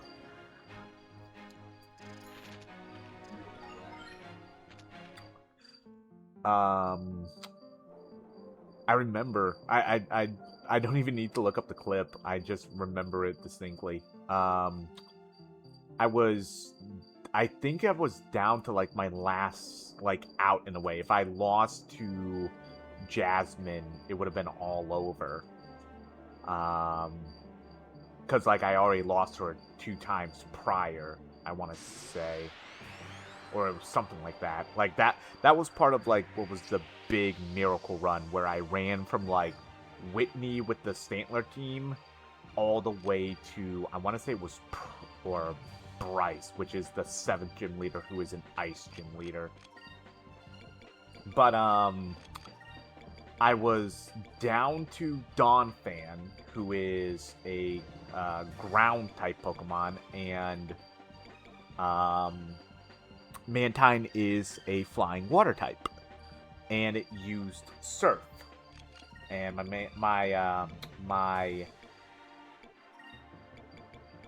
while my Donphan was at full health, like it was going to get fucked up royally by the Surf. And I remember screaming, "Come on, Donphan, live!"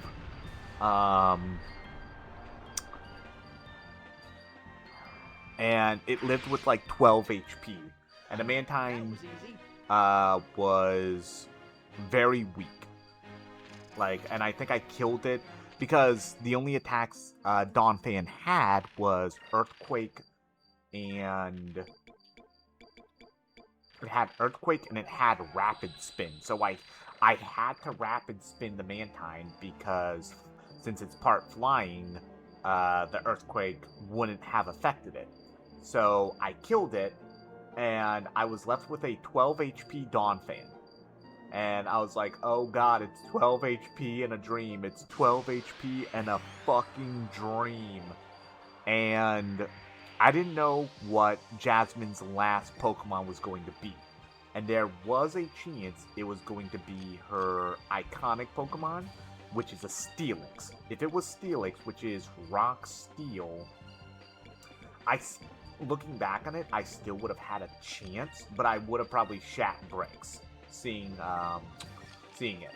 However, what she threw out was Corsola. Corsola is a rock water type. So I still distinctly remember it. I picked Earthquake and I kicked back in the chair that I'm sitting in right now, and I was just like, oh my god, it's an Earthquake and pray. It's an Earthquake and pray, because Earthquake doesn't miss. But I didn't know if it was going to kill. I didn't also know if, I should have realized that a Donphan would be faster than a Corsola. But I was still scared out of my fucking mind. I was more so scared about, oh god, if this earthquake doesn't go first, and if it doesn't kill, I'm probably dead. Because, like, Corsola will use, like, say, Ancient Power, or just anything, really, to kill this 12 HP Dawn fan. But the earthquake went off first, and I one-tapped it. And I remember just fucking screaming. I was just like, yeah! Like, it was one of my, probably one of my favorite streaming moments of all time. That entire run with that team is one of my favorite moments in streaming. Like, my young fucking streaming life. Because I think we're approaching soon my 1-year anniversary of becoming an affiliate off of Liza P Overture, which was fucking bonkers that I got affiliate off of a Souls-like game when it's really the only Souls-like game I have ever truly played. I never really was into I was never into like Dark Souls or anything like that. I have a bad history of anger issues with video games, so I knew once, like, oh, that's what the crystals look like when they have an item to be able to be picked up. But yeah, it's like when you have a history of getting angry at video games to the point where I will sadly admit I've been permabanned from games like League. You know, very much embarrassing, but it has helped me change into a much better individual. But I digress. When you know you have a history of anger issues, playing a game like Dark Souls, Demon Souls, Bloodborne, stuff like that. I wasn't actually even able to play Bloodborne. I didn't have a PS4, PS3. God, I forget how old fucking Bloodborne is. But I even knew then, like, nope, I shouldn't touch these kind of fucking games, because if I do, I'm just going to get so fucking angry. But I have thought about the idea of eventually picking up, like, Dark Souls 1, 2, and 3, and just, like, I know about them. I know some of the fights, like, some of the more infamous fights from all of those games. I don't know them, though. Like, if you were to ask me anything about any of those games, I can't fucking tell you. So, I have toyed around with the idea of essentially a Dark Souls virgin, just playing the franchise for the first time ever. I think it'd be funny.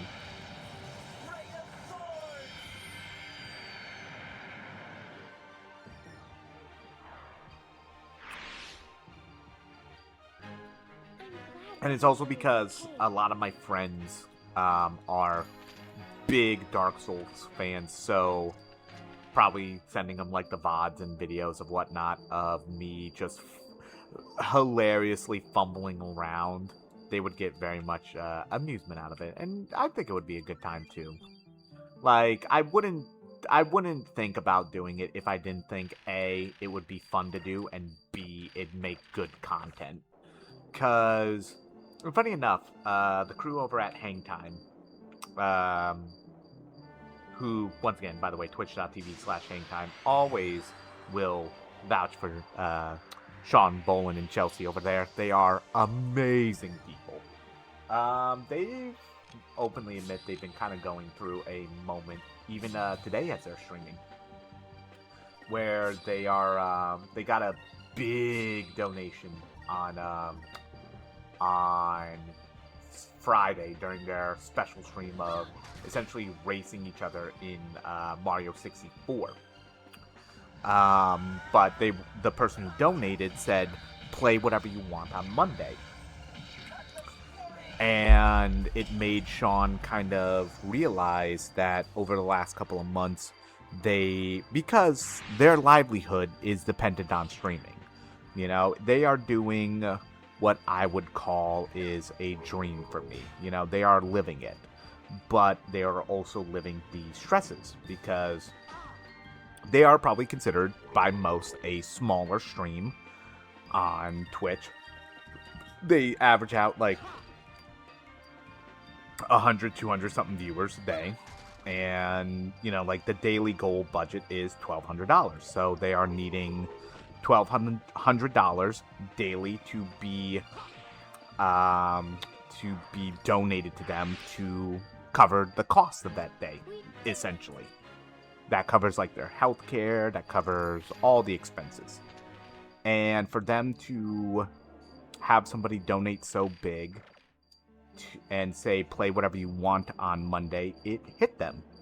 It hit Sean especially because he could tell, he kind of went out of his way to say like, I could tell that you guys have noticed the stress that we've been having the last couple of months where like smaller, like they'd have ideas, but then like they'd have to backpedal from them. Like their whole thing that they did last month for Spring to the Top. I don't think there was a single day, or like, I think every week they had to modify something in that week. Because, like, for example, they wanted to do a JRPG to-do list, and they started with Rogue Galaxy, mostly thanks to my influence, I will openly say. But Rogue Galaxy didn't really go down well. So they changed it to the fact that they had one of their friends in town, Sam Mitchell, from Death Battle, from like Old School Screw Attack. He never played Dark Souls 3 before, and so Sean pivoted to having Sam play Dark Souls 3. I know, like, every week, one of the days that was scheduled had to get changed. And, like, that's probably, like, what he was I feel like that's what he was mostly referring to. But I, you know, to kind of pivot back to myself, I'm a small-time streamer. I've openly admitted that would I love to do this for a living? Fuck yeah. Am I doing this for a living right now? Fuck no. Because I can't fucking... Because life is so fucking expensive. In general. Like... Right now, I would unfortunately say, to make a living as a streamer in 2026, with at least the American economy, it is painful. You need to be those big motherfucking streamers right now to be able to live probably like what's considered comfortably. You need to be that Shroud. You need to be that Tim the Tatman. You need to be those big boys and girls. Otherwise, it's probably not worth like quitting your job to pursue full-time streaming. And, you know, myself, for example, I looked today and I found out apparently I have fucking 4 subscribers.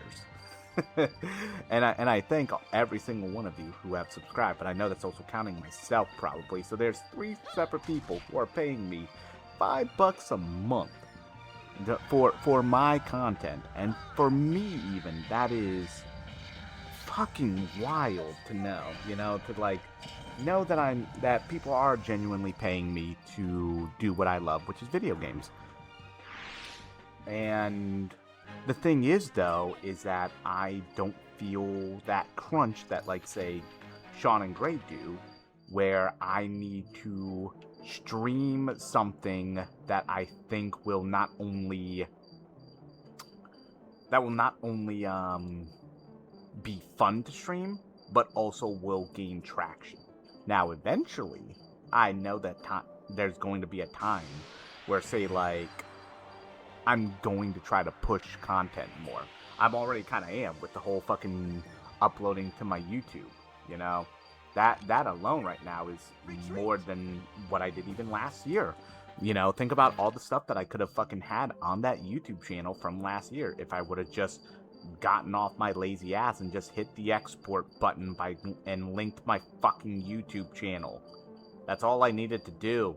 Stuff like the Renegon run would have been on there already. Stuff like last year's Skies of Arcadia run would have already been on there. There would have been also a lot of like videos that I probably would have eventually not uploaded. because of the fact that I kind of last year was jumping from content to content. But now I can upload all this to fucking YouTube. So the Wheel of Piracy will be on YouTube. The fucking Pokemon Stadium 2 rental randomizer will be on YouTube. The fucking KOTOR 1 and 2 playthrough, or the KOTOR 1 and 2 canon playthrough will be on YouTube, you know? So, like, I am starting to try to slowly build myself up as well. I don't have, but even then I'm being, in a way, like, a little bit lazy about it, because I don't have, like, a brand. I don't have a true identity. I just have the fucking Travis Touchdown fucking profile pic, but that doesn't really tell you much about me, now does it? I have a fucking generic goddamn vaporwave, synthwave fucking background on my page, but, you know, I don't have, like, my own icon. I don't have, like, my actual name, like not necessarily, like, licensed, but I don't have, like, a brand, you know? So, eventually I'm going to have to get off my fucking ass and do that. And that's where people like Sean and Grayson... Am I going the right way? I want to say this is the right way, actually, then. Because I think that's just going completely back. I think. Oh, boy. I never liked the Maw of Tartarus either. This place is a fucking maze. It's annoying. I may just pop on the white map after I hit level 40 on Vice. But I am at that point right now where I can still play things I want to play. And I'm just like, I'm kind of like at that point where it's like, hey, I feel like streaming this. If people like to watch it, cool. You know, I never would have thought in my fucking wildest ass dreams that the game that would have put me over for affiliate and for me to actually make money off of Twitch, even though it's only like, probably what, 10% of fucking $15 or so. They take like a 30% cut, I think. I don't know. So it's like I'm making like $8 a month. But I'm not at that point where I need to worry about streaming things that I think are going to not only get viewers, but subs, traction, all that stuff.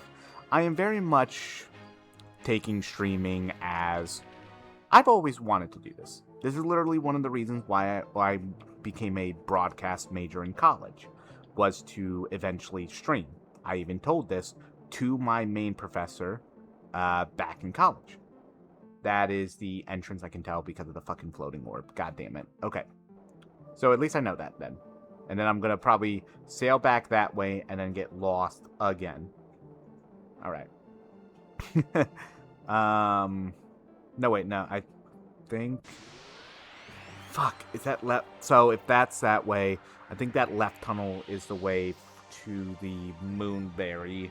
So I need to take the right path. Okay, I think I got myself reorganized. Yeah, I'm gonna throw on the white map. I'm getting annoyed right now. Oh, and I'm already level 40. Okay. I'm just kind of like getting annoyed by all these encounters. But yeah, like I am just what we're doing right now. What we are doing right now, you, me, anyone else who's watching. This is a dream for me. This is very much a dream realized. That I can sit here playing one of my favorite games of all time. And knowing that even though it's maybe only like 3-4 people at most watching right now, and you know, the chat's kind of dead. I understand that. You know, it's just the occasional view bot that I need to fucking ban. Oh, there was another crystal over here. Okay, so now I'm slightly worried because now I need to kind of like realign myself once we turn around. Dexa Seed. Okay, that was worth it.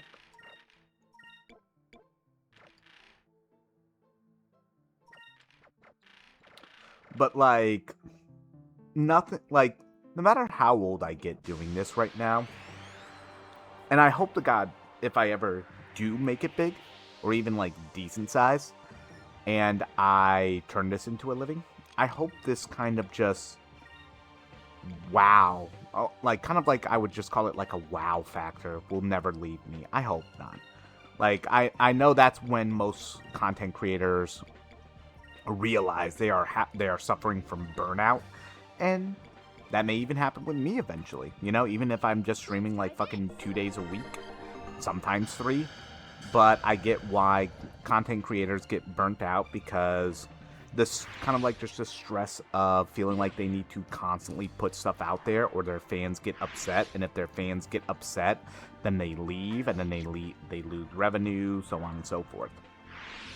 I just hope that the wonder of just being able to do this will never leave me. And I know the moment that it does, you will know, because I will say, like, I need to take a step back. Because even though I'm just kind of just casually talking with y'all, you know, that I've gone from on so many topics today, kind of like jumping from Tekken to video to like talk about this game and that game. This right now is very much a dream come true for me, where I am just being able to shoot the shit, which a lot of my friends and colleagues know me for, and I'm playing video games, and I'm hopefully keeping y'all entertained.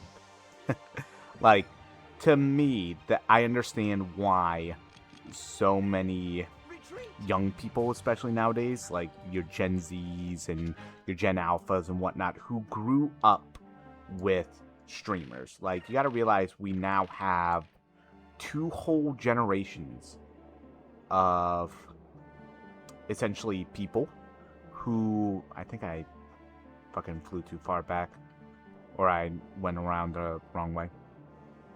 We have 2 whole generations now who have grown up with streamers in their lives. Like, it's kind of like nowadays, if you ask kids in like middle school, they don't want to be like doctors, they don't want to be, say, like law enforcement or anything like that. They want to be influencers, they want to be streamers, they want to get into entertainment because that's what they grew up on.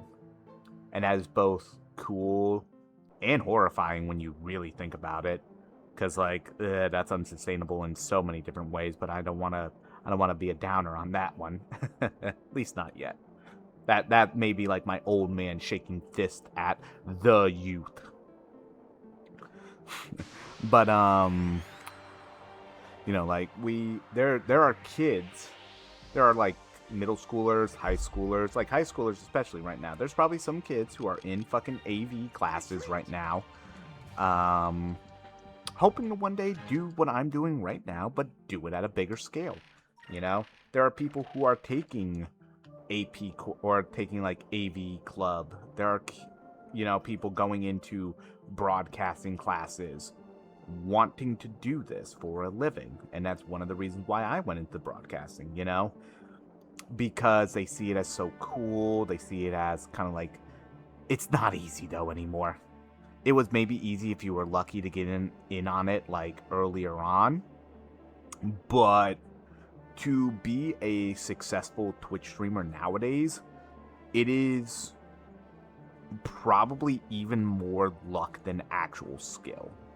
Like, you can have some of the most insane like content ever. You can have like some of the most wildest fucking ideas, and they are genuine gold mines. But if people don't fucking know, it's not gonna matter. You know, like the perfect example is Hang Time once again. Like, they just did an entire month of Spring to the Top, which was fucking amazing. They had great ideas like the Brogan Trail, which was based off of the Oregon Trail idea, or the game, where like they had a giant fucking custom made map, and they had to go from Miami to Oregon. It was the US. It was a map of the US, and it had like a bunch of squares on it. So like each square was a space, and they had to like essentially digitally roll a dice, and depending on what that dice rolled, they would move, and the chat could donate to try to stop them, or send them to like a certain city, and then they had to do like a challenge based off of that city. And if they got to Oregon, they won. But if they got stopped within the, I think like 2-3 days they were doing it, the chat won. You know, like, that is such an amazing idea. And they were streaming it to like maybe 200, 300 people max. You know, it's like you can genuinely nowadays have banger after banger of ideas. Like, literally people like, say, Mr. Beast or fucking Markiplier, Jacksepticeye, you know, the digital, you know, like the internet superstars like that. They could even be like, yo, this is really fucking cool.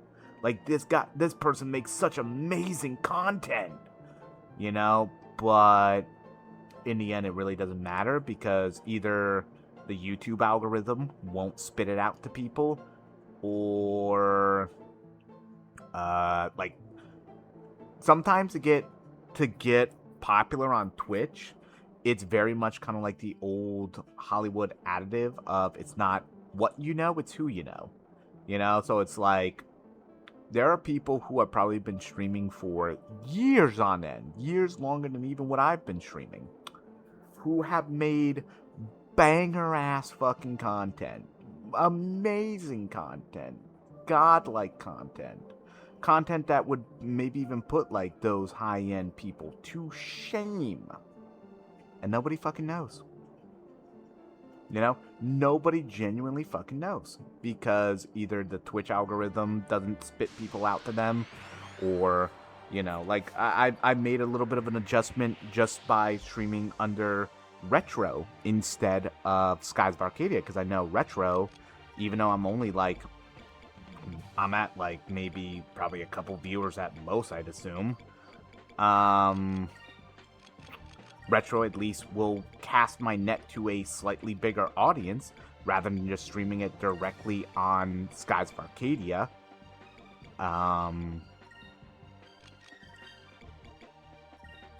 Because, like, it's like Retro people could potentially see me playing Skies of Arcadia being like, oh, hey, he's playing that game, instead of people who are looking for Skies of Arcadia content needing to look up Skies of Arcadia.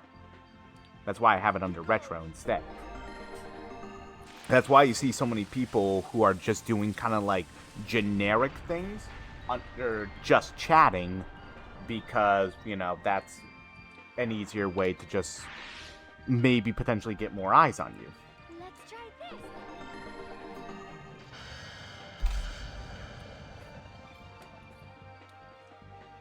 You know, but like nowadays to hit it big on Twitch, I would say it's like, I hate to say this, it's like a 60-40 split, and that 60 is not skill. It is 40% skill, 60% fucking pure luck. Because, like, you could also have, like, an amazing setup, amazing ideas and whatnot, and you're going to lose to, like, a good example is probably the biggest streamer right now in Queso.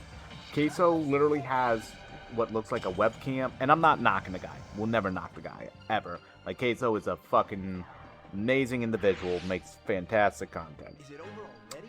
But it also looks like his webcam is from, like, 2004. And I think that's the point. That's, like, the charm of him.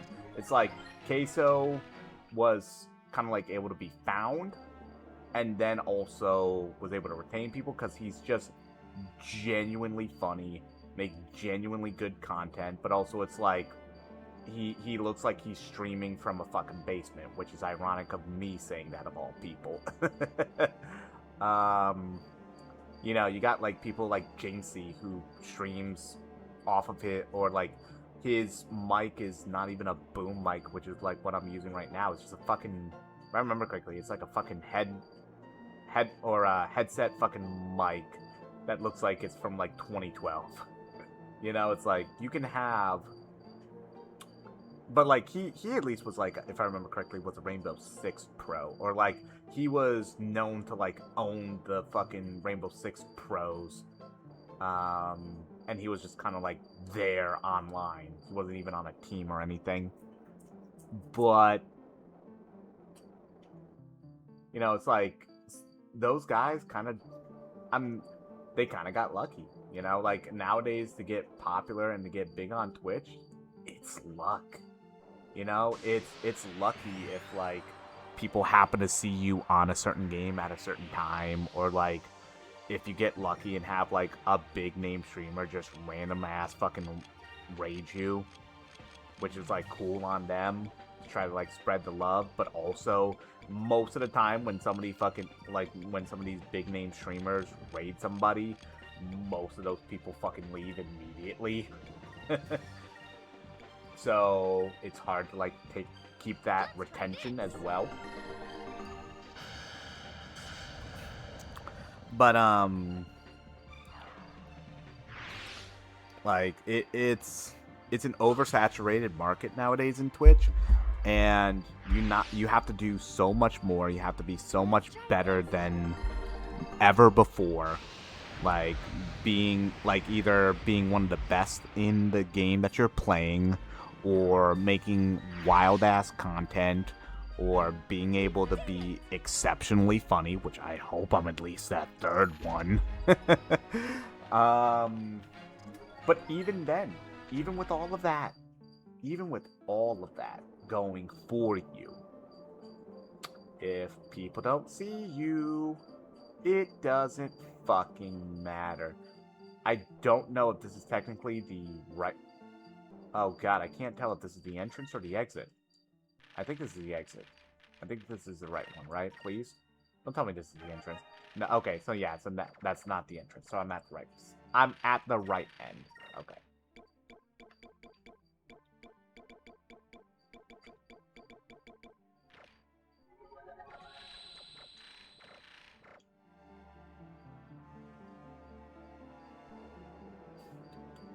Yeah, because now we're going to try to pick up the yellow crystal. But as you can probably guess, if you remember from when we were here, like above the seal of the Maw of Tartarus, the seal was there to keep in check the yellow gigas, which is slumbering underneath the Maw of Tartarus. We are in the Maw of Tartarus. We are underneath the seal. Unfortunately, I don't know if I can look up. Can I look? Oh, I can look up. Like, you see down here, that's like, you know, that's cool. That's the fucking, like the, kind of like the summoning circle of the fucking, Gigas and whatnot. I don't know if we can even land here. I think there's something down here. I want to say there is. Ah, there's not. That's a shame. But, hey, what if we should look, oh. Hi. Hi, buddy. Say, would you just, like, not move while we hopefully take the yellow crystal? Look, we're genuinely not trying to fuck with you, boy. We're genuinely not trying to start anything, but, we kind of need the yellow crystal.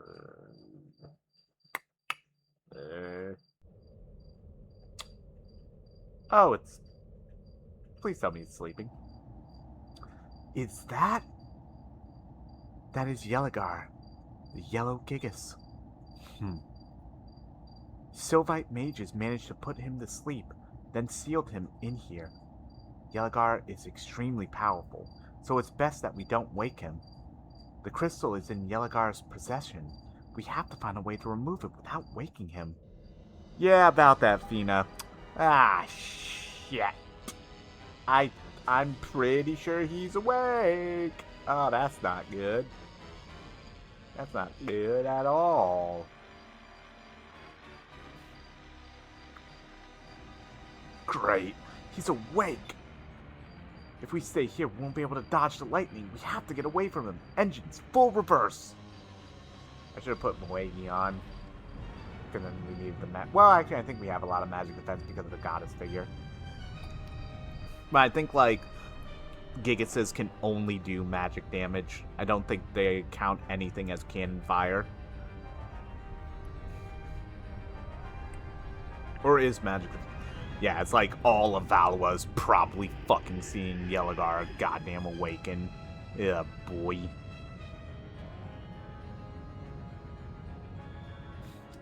This is bad. You're telling fucking me he made breaking the seal look easy. This isn't a good sign. Looks like we're gonna have to fight him to get the crystal. Battle stations, let's take that thing down.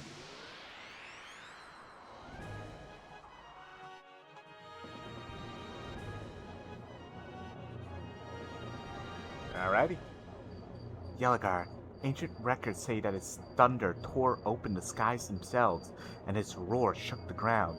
Whoa, doesn't sound like a very friendly Gigas. Vice, we should be extra careful. You're telling me. Oh, we do not have a lot of gear grease. What does Hex Shell do? Barrier that renders. Oh, okay, neat.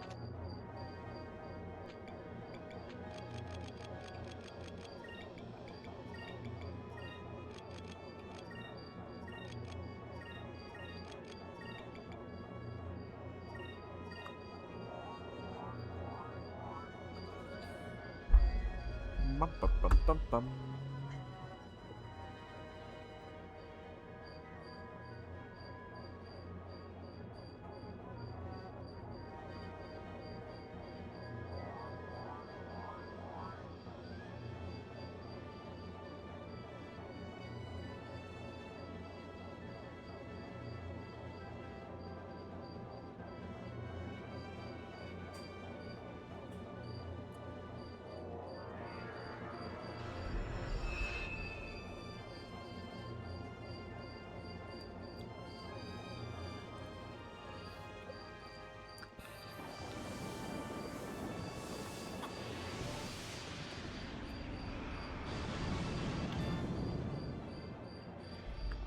Oh, that wasn't bad at all.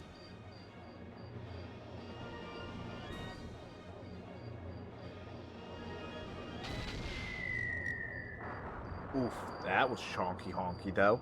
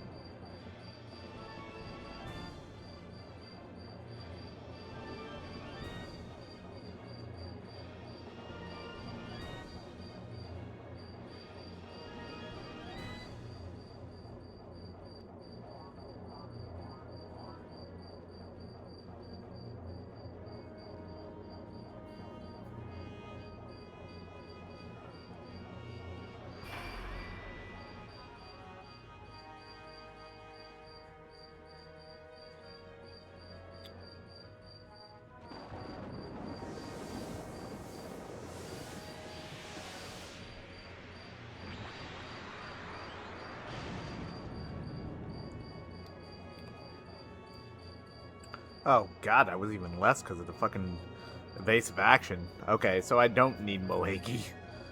I mean, I probably should still against Gigasis because it looks like they're all magic damage, but like it's not as much of a necessity. It would just be overkill. It looks kind of flat. Maybe we should try attacking from above and below. Might be easier to hit that way. I think attacking it from above is the right one. Nope, below was. Got it.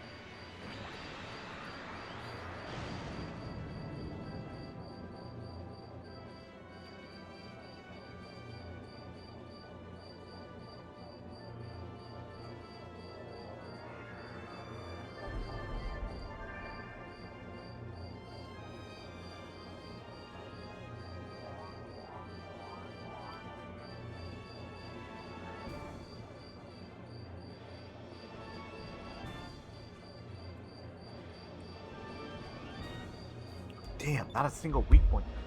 More importantly, is it just me or does that thing look a little more active? Is it still weakening on it or something? Perhaps, but whatever the reason, it appears to be building up for some sort of attack. I wish there was some way we could knock it off balance like we've done with all the other Gigas, but it's just too big. Anything short of the Moonstone cannon probably won't even make that thing budge. Well, guess what we're gonna fucking do then.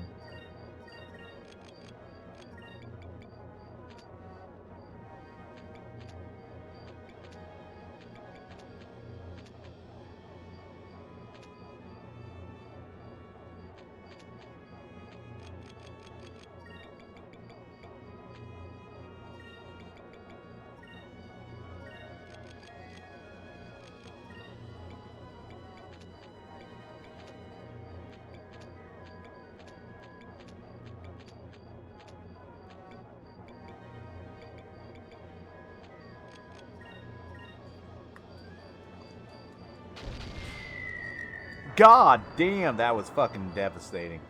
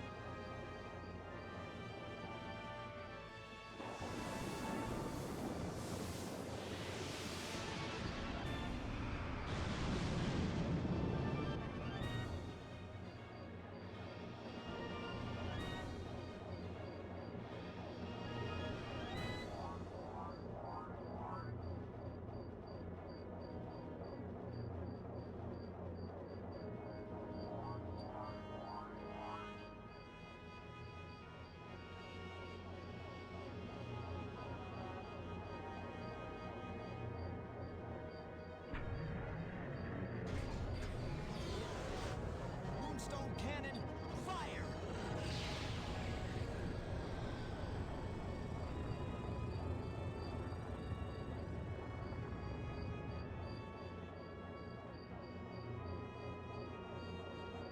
That was some big honka-chonka damage. Hell yeah. Yeah, now we knocked it off balance. Oh, right, that did it. It's off balance. Leave it to the Moonstone Cannon. All right, everyone, now's our chance. Open fire. Hell yeah.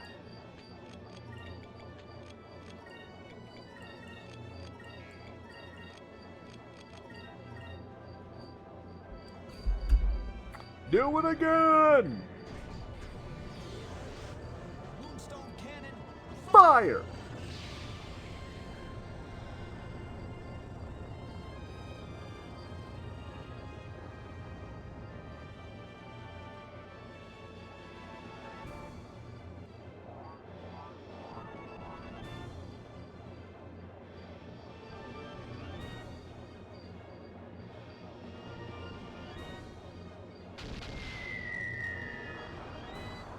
If this next cannon hits, I think Yelagar is done.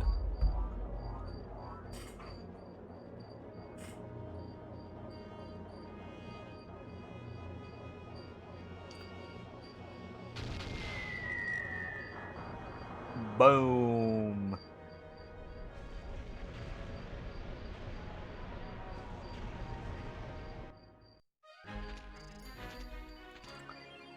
Captain Stripe and Thunder Cutlass. Hell yeah. I don't think the Thunder Cutlass is as good as the Wind Slicer, though. I think the Wind Slicer is like the second best sword. We did it! That wasn't easy.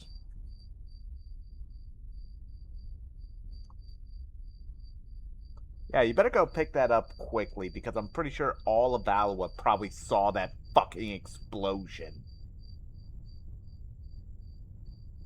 Don't just stand there, pick it the fuck up! It's amazing that we were able to get it before the Armada. Yeah, stop fucking gloating about it. Well, since we got the yellow crystal, we should head back to Crescent Isle. This is the 5th moon crystal that we've collected. And now, my quest is finished. Fina. Aww. She realizes she's gonna have to leave. You received the yellow moon crystal. Hell yeah. Now let's get the fuck out of Valua before the Armada breathes down our necks.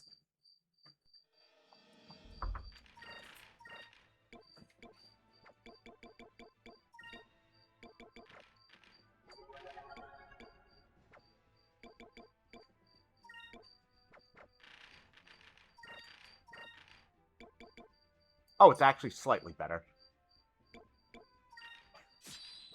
I thought Wind Slicer was the second best sword. Okay. Yep, get us the fuck out of here then. Luckily, Crescent Isle is right over there.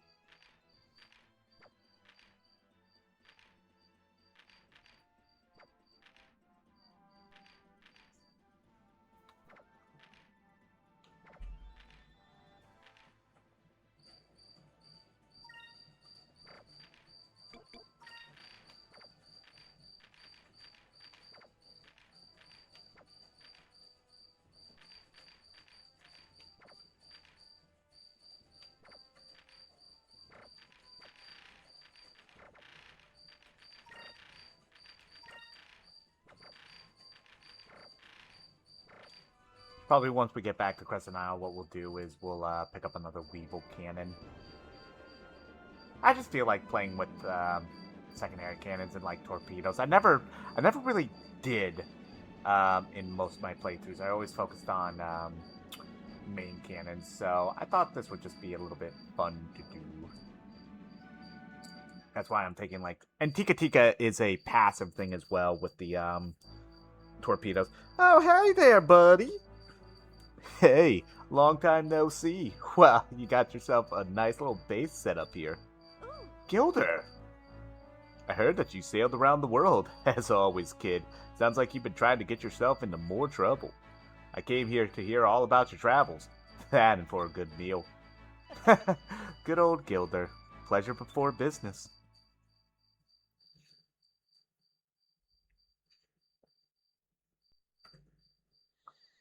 Yeah, so like we're celebrating essentially getting or gathering all the moon crystals.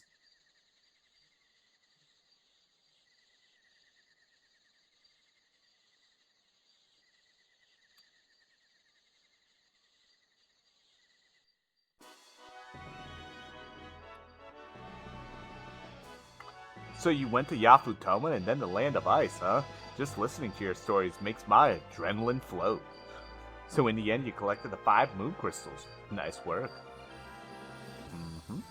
Yep, we got them all. And since all of them are together, I suppose that means Vina will be taking them with her when she heads home soon. Yes. Actually, there was something that was bothering me from earlier. Vina, where exactly did you come from? I mean, where are you going home to?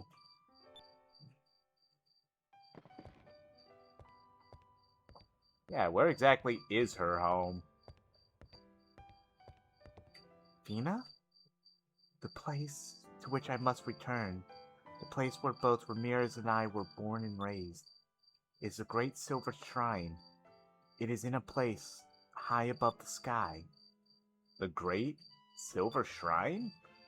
Long ago, when the rains of destruction fell upon the lands, and most of the world's population was killed, all seemed lost. The most powerful Sylvite mages met at the shrine. They combined their energy to send it into the sky. Above the destruction, they escaped the horrible fate that fell upon the rest of the world by rising above the destruction. Ever since then, from above, we have sworn to protect the people of this world from the same fate that our ancestors suffered. That is the primary mission for the remaining Sylvites. The Great Silver Shrine is high above the clouds, where no ship can reach it. I plan to take the moon crystals back to the Great Silver Shrine, so that no one will be able to abuse their power again. But how are you going to get home? If I can get back the ship that I came in, then I should be able to make it home. But when I was attacked by Valua, my ship sank beneath the clouds. Yes, I remember. You're talking about that ship you were flying when Alfonso attacked you. It appears that we must find another way of getting Fina home. But if we find a way to get Fina back home, does that mean we'll have to say goodbye? We'll never get to see her again. Lately, I find myself sometimes thinking.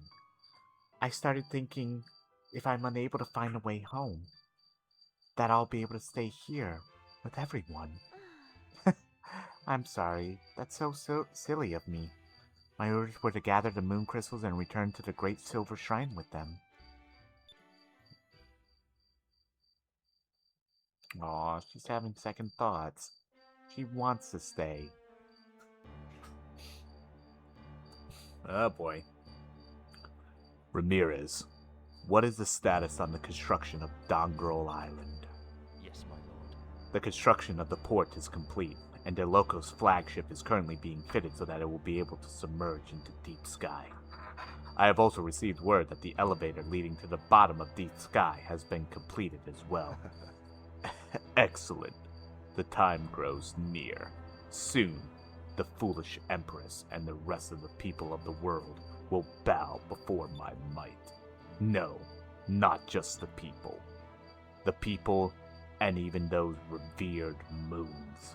Soon, they will all be in my grasp. The people, the lands, and even the moons. They will belong to me. You shall reign supreme. You shall reign supreme, Lord Gaussian. Tomorrow morning, I will leave for Dongrel. I wish to oversee the final stages of the construction myself, and tell the other admirals to assemble at Dongrel. I wish to know where they stand. Yes, Lord Gaussian. I walk the path of death and destruction. I know you are a Sylvite. If you wish to change your mind, now is the time. I chose long ago to walk the path that you walk upon, Lord Gaussian. I shall forever be at your side. And I will cut down any of those that block our path. It is my duty. It is my purpose. Damn. Basically seeing fucking Gaussian over here as a god. And Gaussian sees himself as God. Oof. Ego feeding ego. Yeah.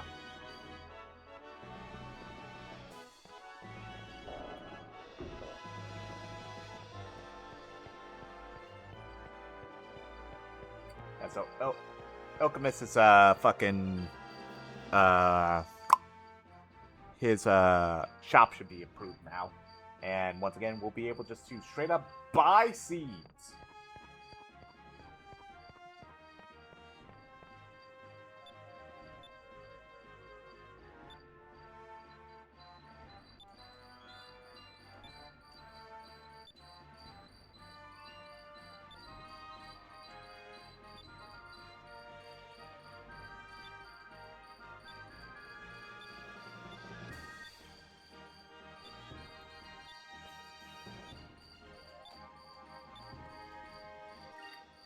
Yeah, so Alchemist basically was saying that he was essentially a noble up in Upper City, and then a lower man from Lower City crawled all the way to Upper City seeking help, but everyone was like, "Ew, he's poor," so nobody helped him.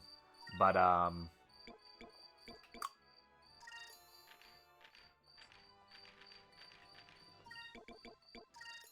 yeah, so like now we can just genuinely just straight up buy these seeds, which is kind of a little insane.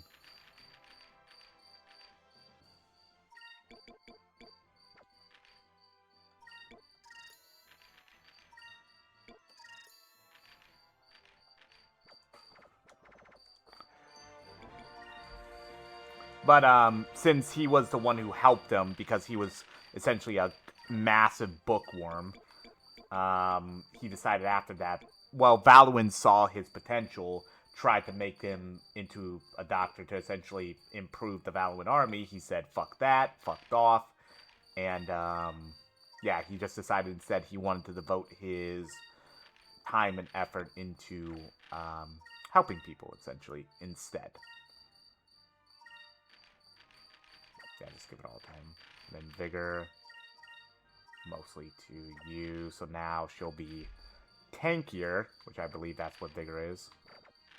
Yeah, so now she has almost like equal Vigor to what Vice and Ica have, so she won't be a complete glass cannon. And now Ica has like the second strongest power now. So that's nice. Wonder if Ryukan will finally be able to talk. Oh, that's right. So I think I need the metal from Deep Sky.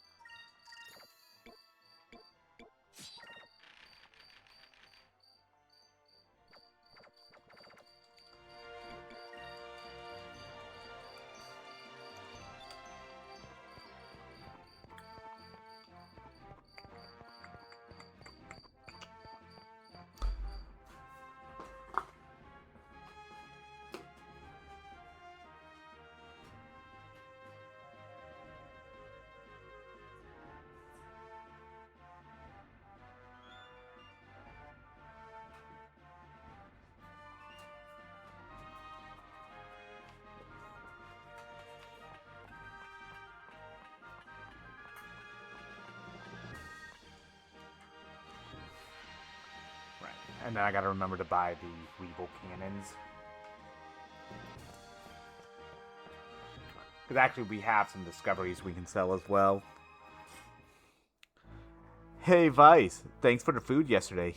It was delicious. Oh Gilder, you're leaving already?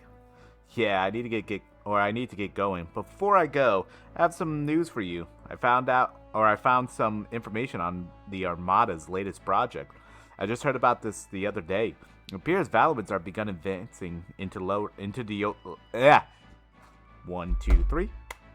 I just heard about this the other day. It appears that Valua has begun advancing into the lower altitudes.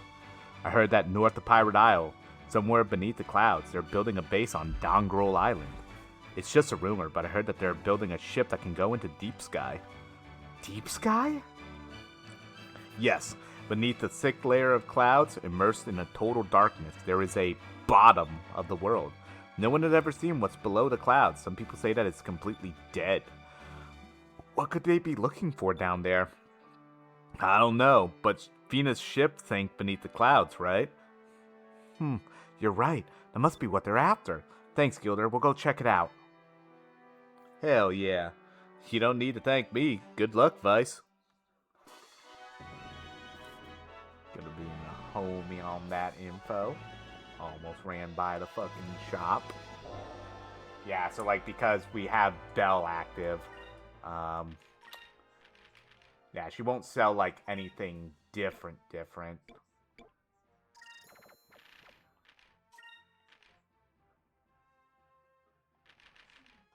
I'll just keep another Weevil Cannon on hand.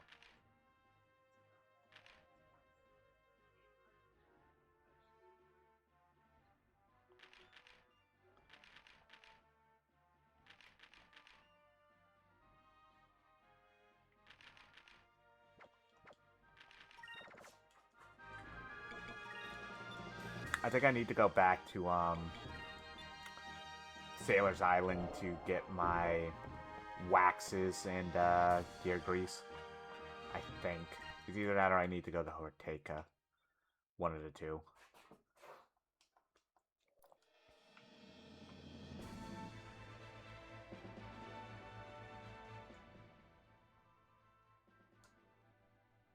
Yeah, it's after Dongrel Island that I am able to go after some of these last bounties and such. Like Dongrel Island is the final like story progression you need to do before the end point of the game, like the point of no return. So more than likely, do I think we can finish on probably not Saturday, easily Sunday. Like by Sunday, we will probably finish up Skies of Arcadia, which is it's always fun to come back to this game. This game is like the college hoodie of games for me. Like this, it's always will be comfortable to come back to this game. It'll always be fun for me, and I think streaming it in particular makes the game even like more fun, knowing that I get to share this game honestly again and again. And probably next year when I do this again, I apparently there's a fucking Skies of Arcadia Legends rental or sorry, I almost said rental randomizer, just a randomizer.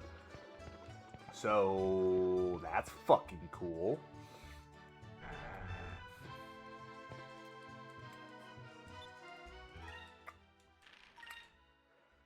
Oh, he has better shit. Oh, neat. Compound deck. Apo Wax. Oh, this is fucking better than the Apo Wax. Hell yeah. Then the Speed Wax.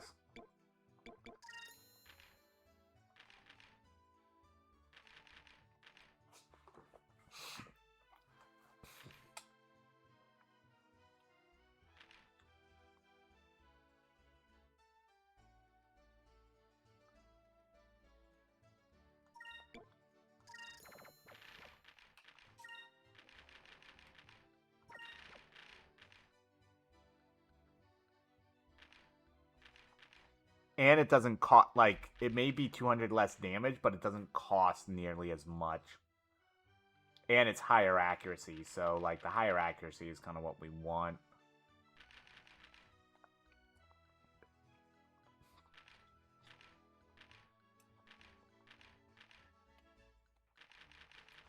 Shame I don't have any fucking gear. He doesn't have any gear grease, but that was nice and fine.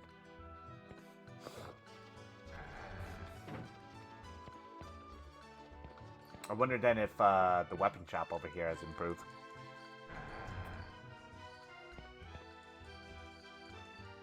Because, like, Sailor's Island is the main island that, like, upgrades over the course of the game. Oh, it did.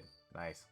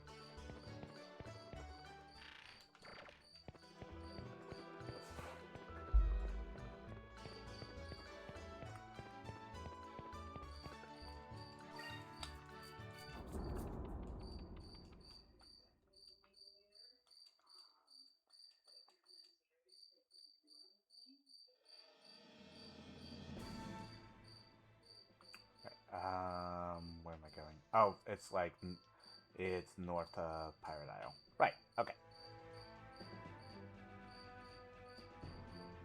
Actually, I think it's better if we did it below.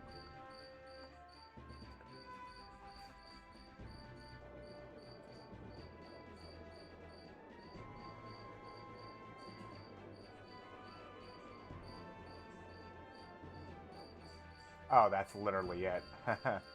Funny. Yep. There's Dongrel Island.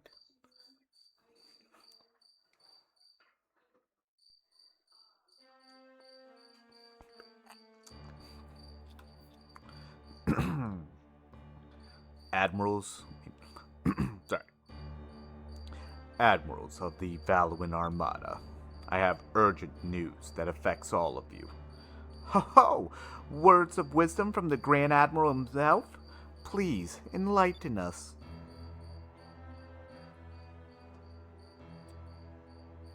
From this day forth, the Armada will no longer be under the Emperor's control. Those that do not wish to walk this path that I have chosen, leave now. Those that wish to hear my plans, stay. What? What is this? Admiral Galcian, do you know what you are saying? Have you gone insane, Galcian? Are you rebelling against the Empress? Fear not, Alfonso. I still have my wits about me. I am following my own path. It's your decision whether or not you wish to follow me. So Galcian finally shows his true intentions. Those words are treasonous. The punishment is death. Ramirez? If you speak in that manner again, I shall cleave you in two. What do you mean? Wait, Ramirez. There is no need for you to waste your energy on this whelp. What about the rest of you? Will you follow me? Lord Galcian? It doesn't make any difference to me as long as I get to fight. I don't care who's in charge. I will stay in the Armada as well. I still haven't finished building the ship that can go into deep sky. Also, if I stay in the Armada, I'll probably get to fight Vice again. Gregorio, what will you do? Lord Galcian, what is your goal? I do not think you are seeking the Imperial throne. What is it you want? You are correct. That is not my goal. I want more power, more control than Valua has ever had. That is all I wish. That is all I will say for now. Lord Galcian, just what are you up to?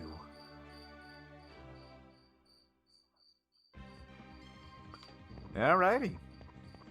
Yeah, we got about another. We could probably make it at least two, like through this place mostly.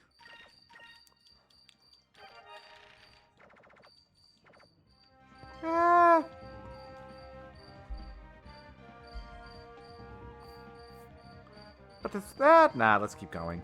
I was like, this would be a good stopping point, but nah, let's keep going.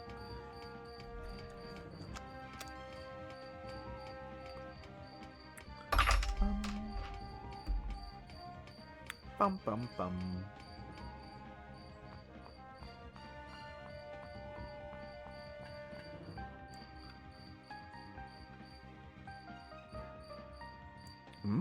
I can hear someone talking.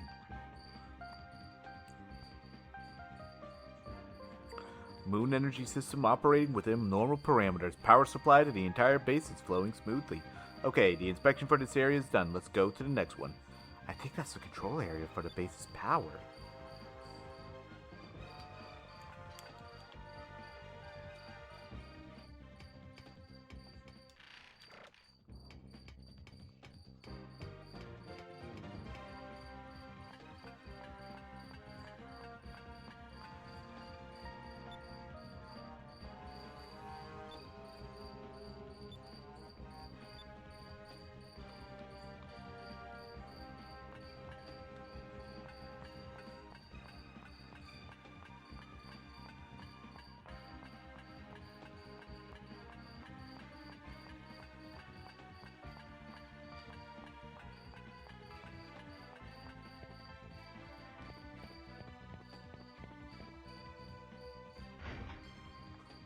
casually pull the lever that will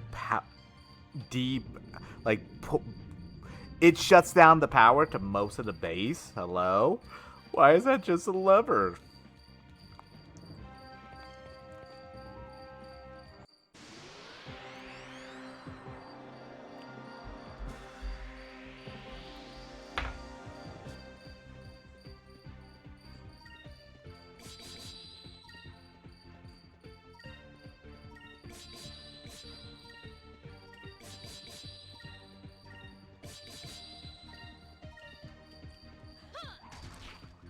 God, that boomerang actually looks fucking cool. Oh, and it has a chance to confuse. Hell yeah.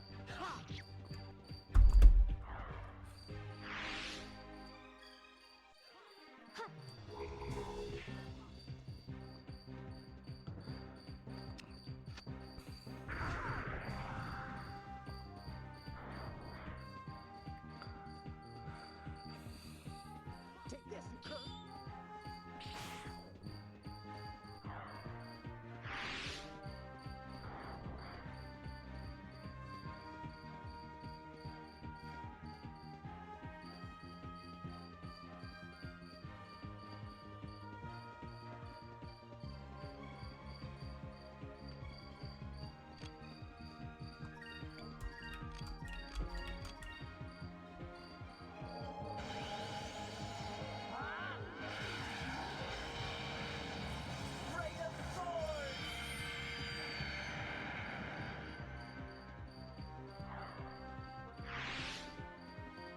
We did it!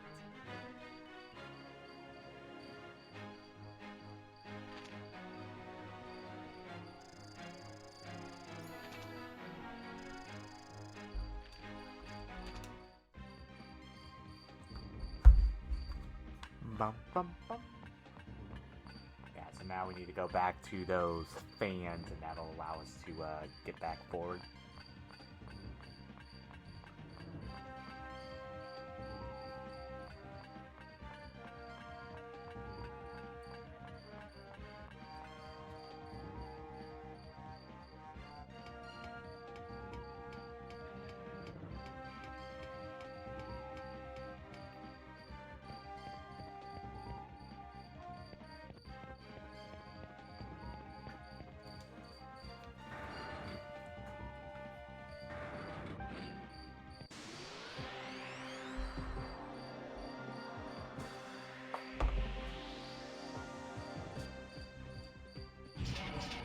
Oh, hi there. Why is there just a fucking tank in the middle of the hallway?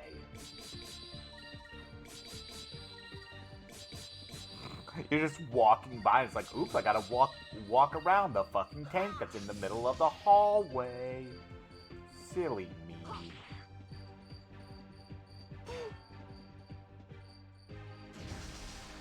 We confused the tank.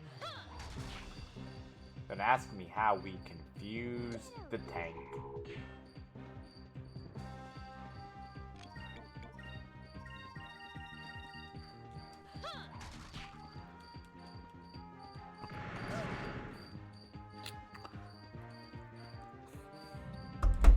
Behold!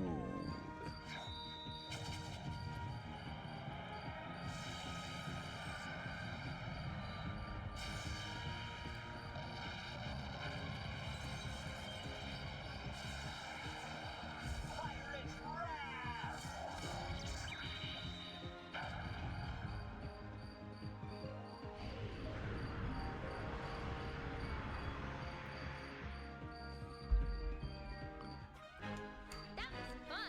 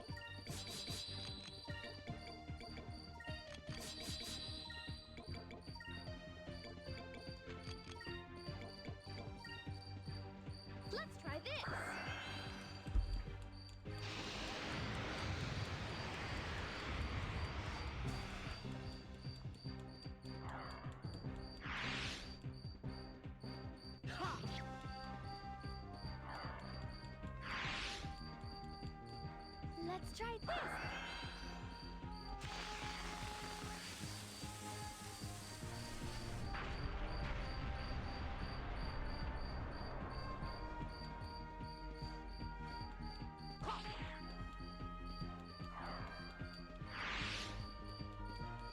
An utter victory.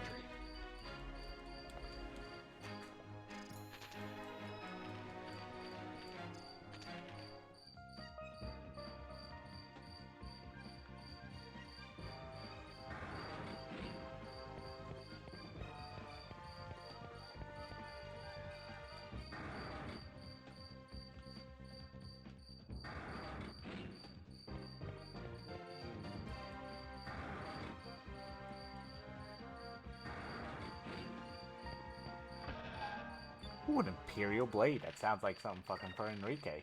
Hell yeah. Absolutely. Can impose silence. Nice. Of course, I walked 2 feet.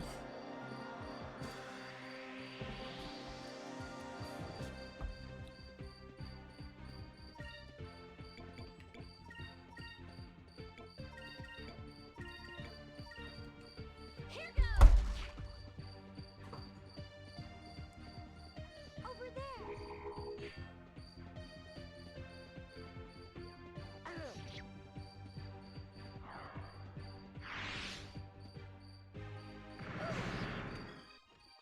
Here goes. Yeah.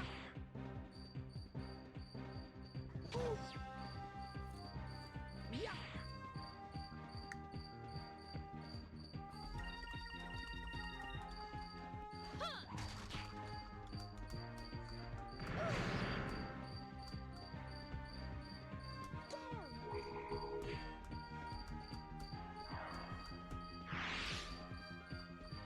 Ha!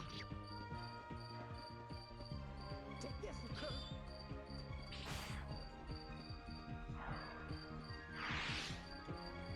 We did it.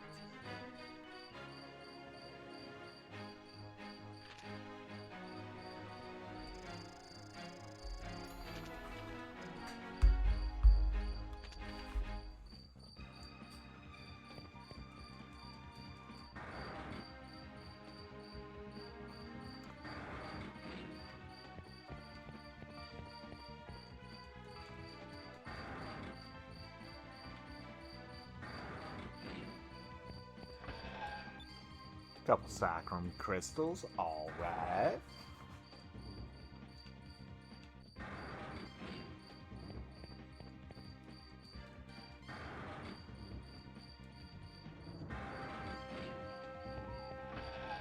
Another moonberry. How many moonberries do I have then? 2.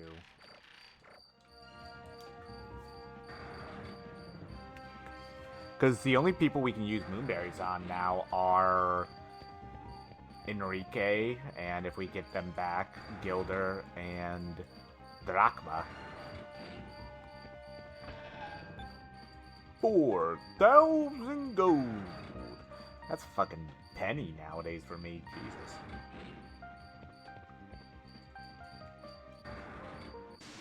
Well, hi there, guys. Don't mind us. Shit.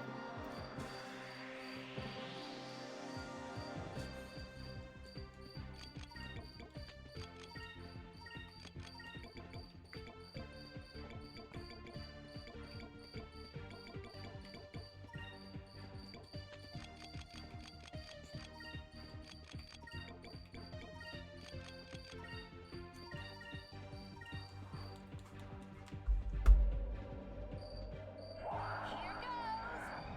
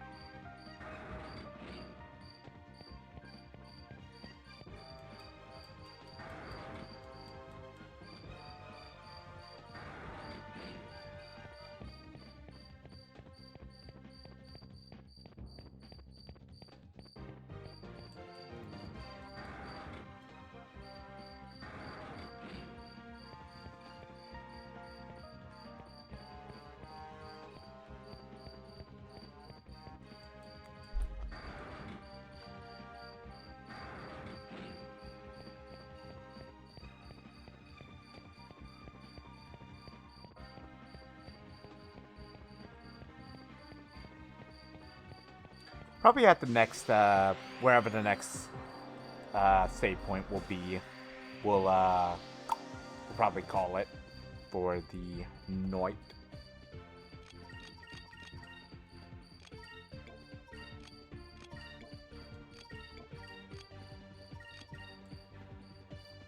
Fire consume my enemies! Land first!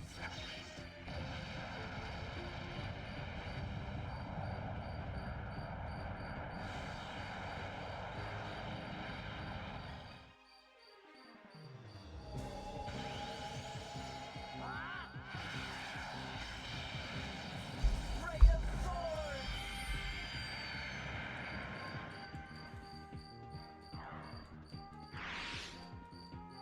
Is it over already?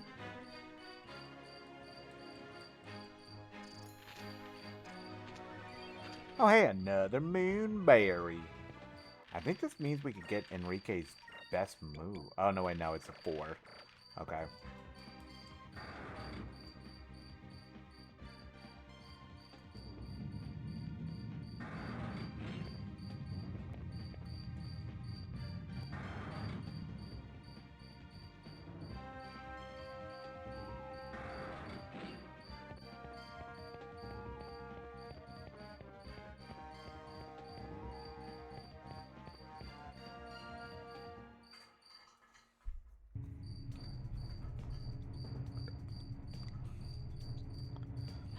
These must be the plans for the ship that Gilder was talking about. I think you're right, Aika. All the specs from the hull to the engine, they're all written here. This ship is Admiral Del Loco's ship, the Chameleon. It appears that his ship is being modified according to these plans. Well, now that we have this, we might be able to get to Deep Sky. We've gotten what we came here for. Let's get out of here.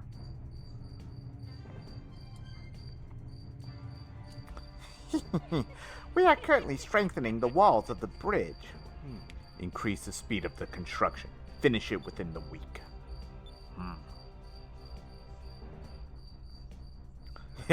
Well. What do we have here? This time, I will be sure to dispose of you all permanently. Yep, we got what we came here for. Now let's get the fuck out of here.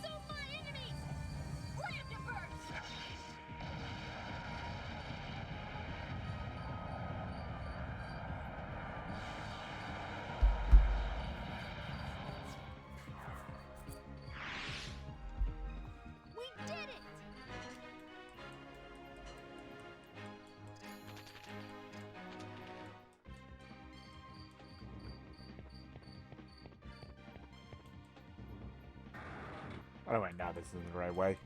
God damn it.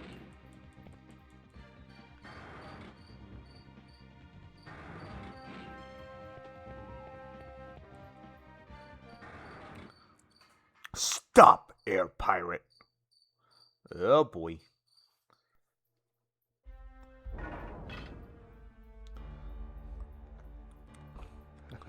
It looks like we meet again. Calcian! Not only once, but twice, you escaped from the Grand Fortress. Very impressive. However, do not think you will escape a third time. Gaussian, what is Valua planning to do by building a place like this? If it isn't the little prince, whatever Valua does, your highness, is no longer any of your concern, if I'm not mistaken. You were the one who threw away your responsibilities and sided with these pirates. I did not throw away my responsibilities. I am working to rebuild the Empire. It matters not to me. I have no interest in Valua anymore. I shall dispose of you here, once and for all. This is great, of all people to get caught by. Vice, behind you!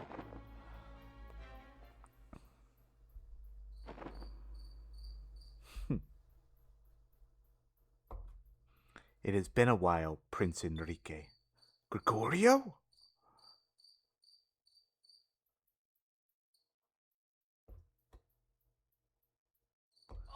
How ironic that fate shall lead us both here to pit sword against sword with each other.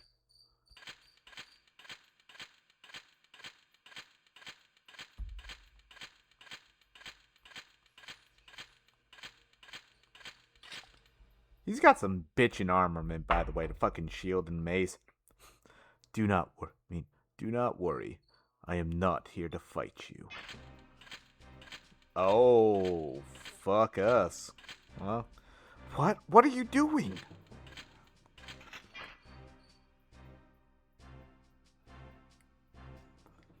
Gregorio, you understand the consequences of your actions. Lord Gaussian, it appears that you do not understand the consequences of your actions. You wish to revive the ancient hoarders and use them to make the world yours. I cannot sit back and watch you destroy the world. What are you doing? Prince, you spoke the truth last time, or when we last met at Esperanza. The Empire has chosen the wrong path. You and Vice are the only ones that can stop the Armada. Prince Enrique, let my last act be in your honor. Jesus! Fuck, he's strong for swiping all four of us. Why? I will hold him off. Escape while you can. What are you saying? We will fight with you. You must not take Gaussian lightly. He is more powerful than you can imagine. And this is a military base of the Armada. If you don't escape soon, we will all be surrounded. If you die here, the world will be doomed. Go. Our last hopes lie with you, young prince. I earned the nickname Iron Wall Admiral. I won't let him pass me. And I will be able to die defending you. I cannot ask for a higher honor. Wait, don't do this! Young prince, Captain Vice, please, you must stop Gaussian. You are our last hope. Farewell. No! And so the old soldier goes off to die. Gregorio, have you made your peace?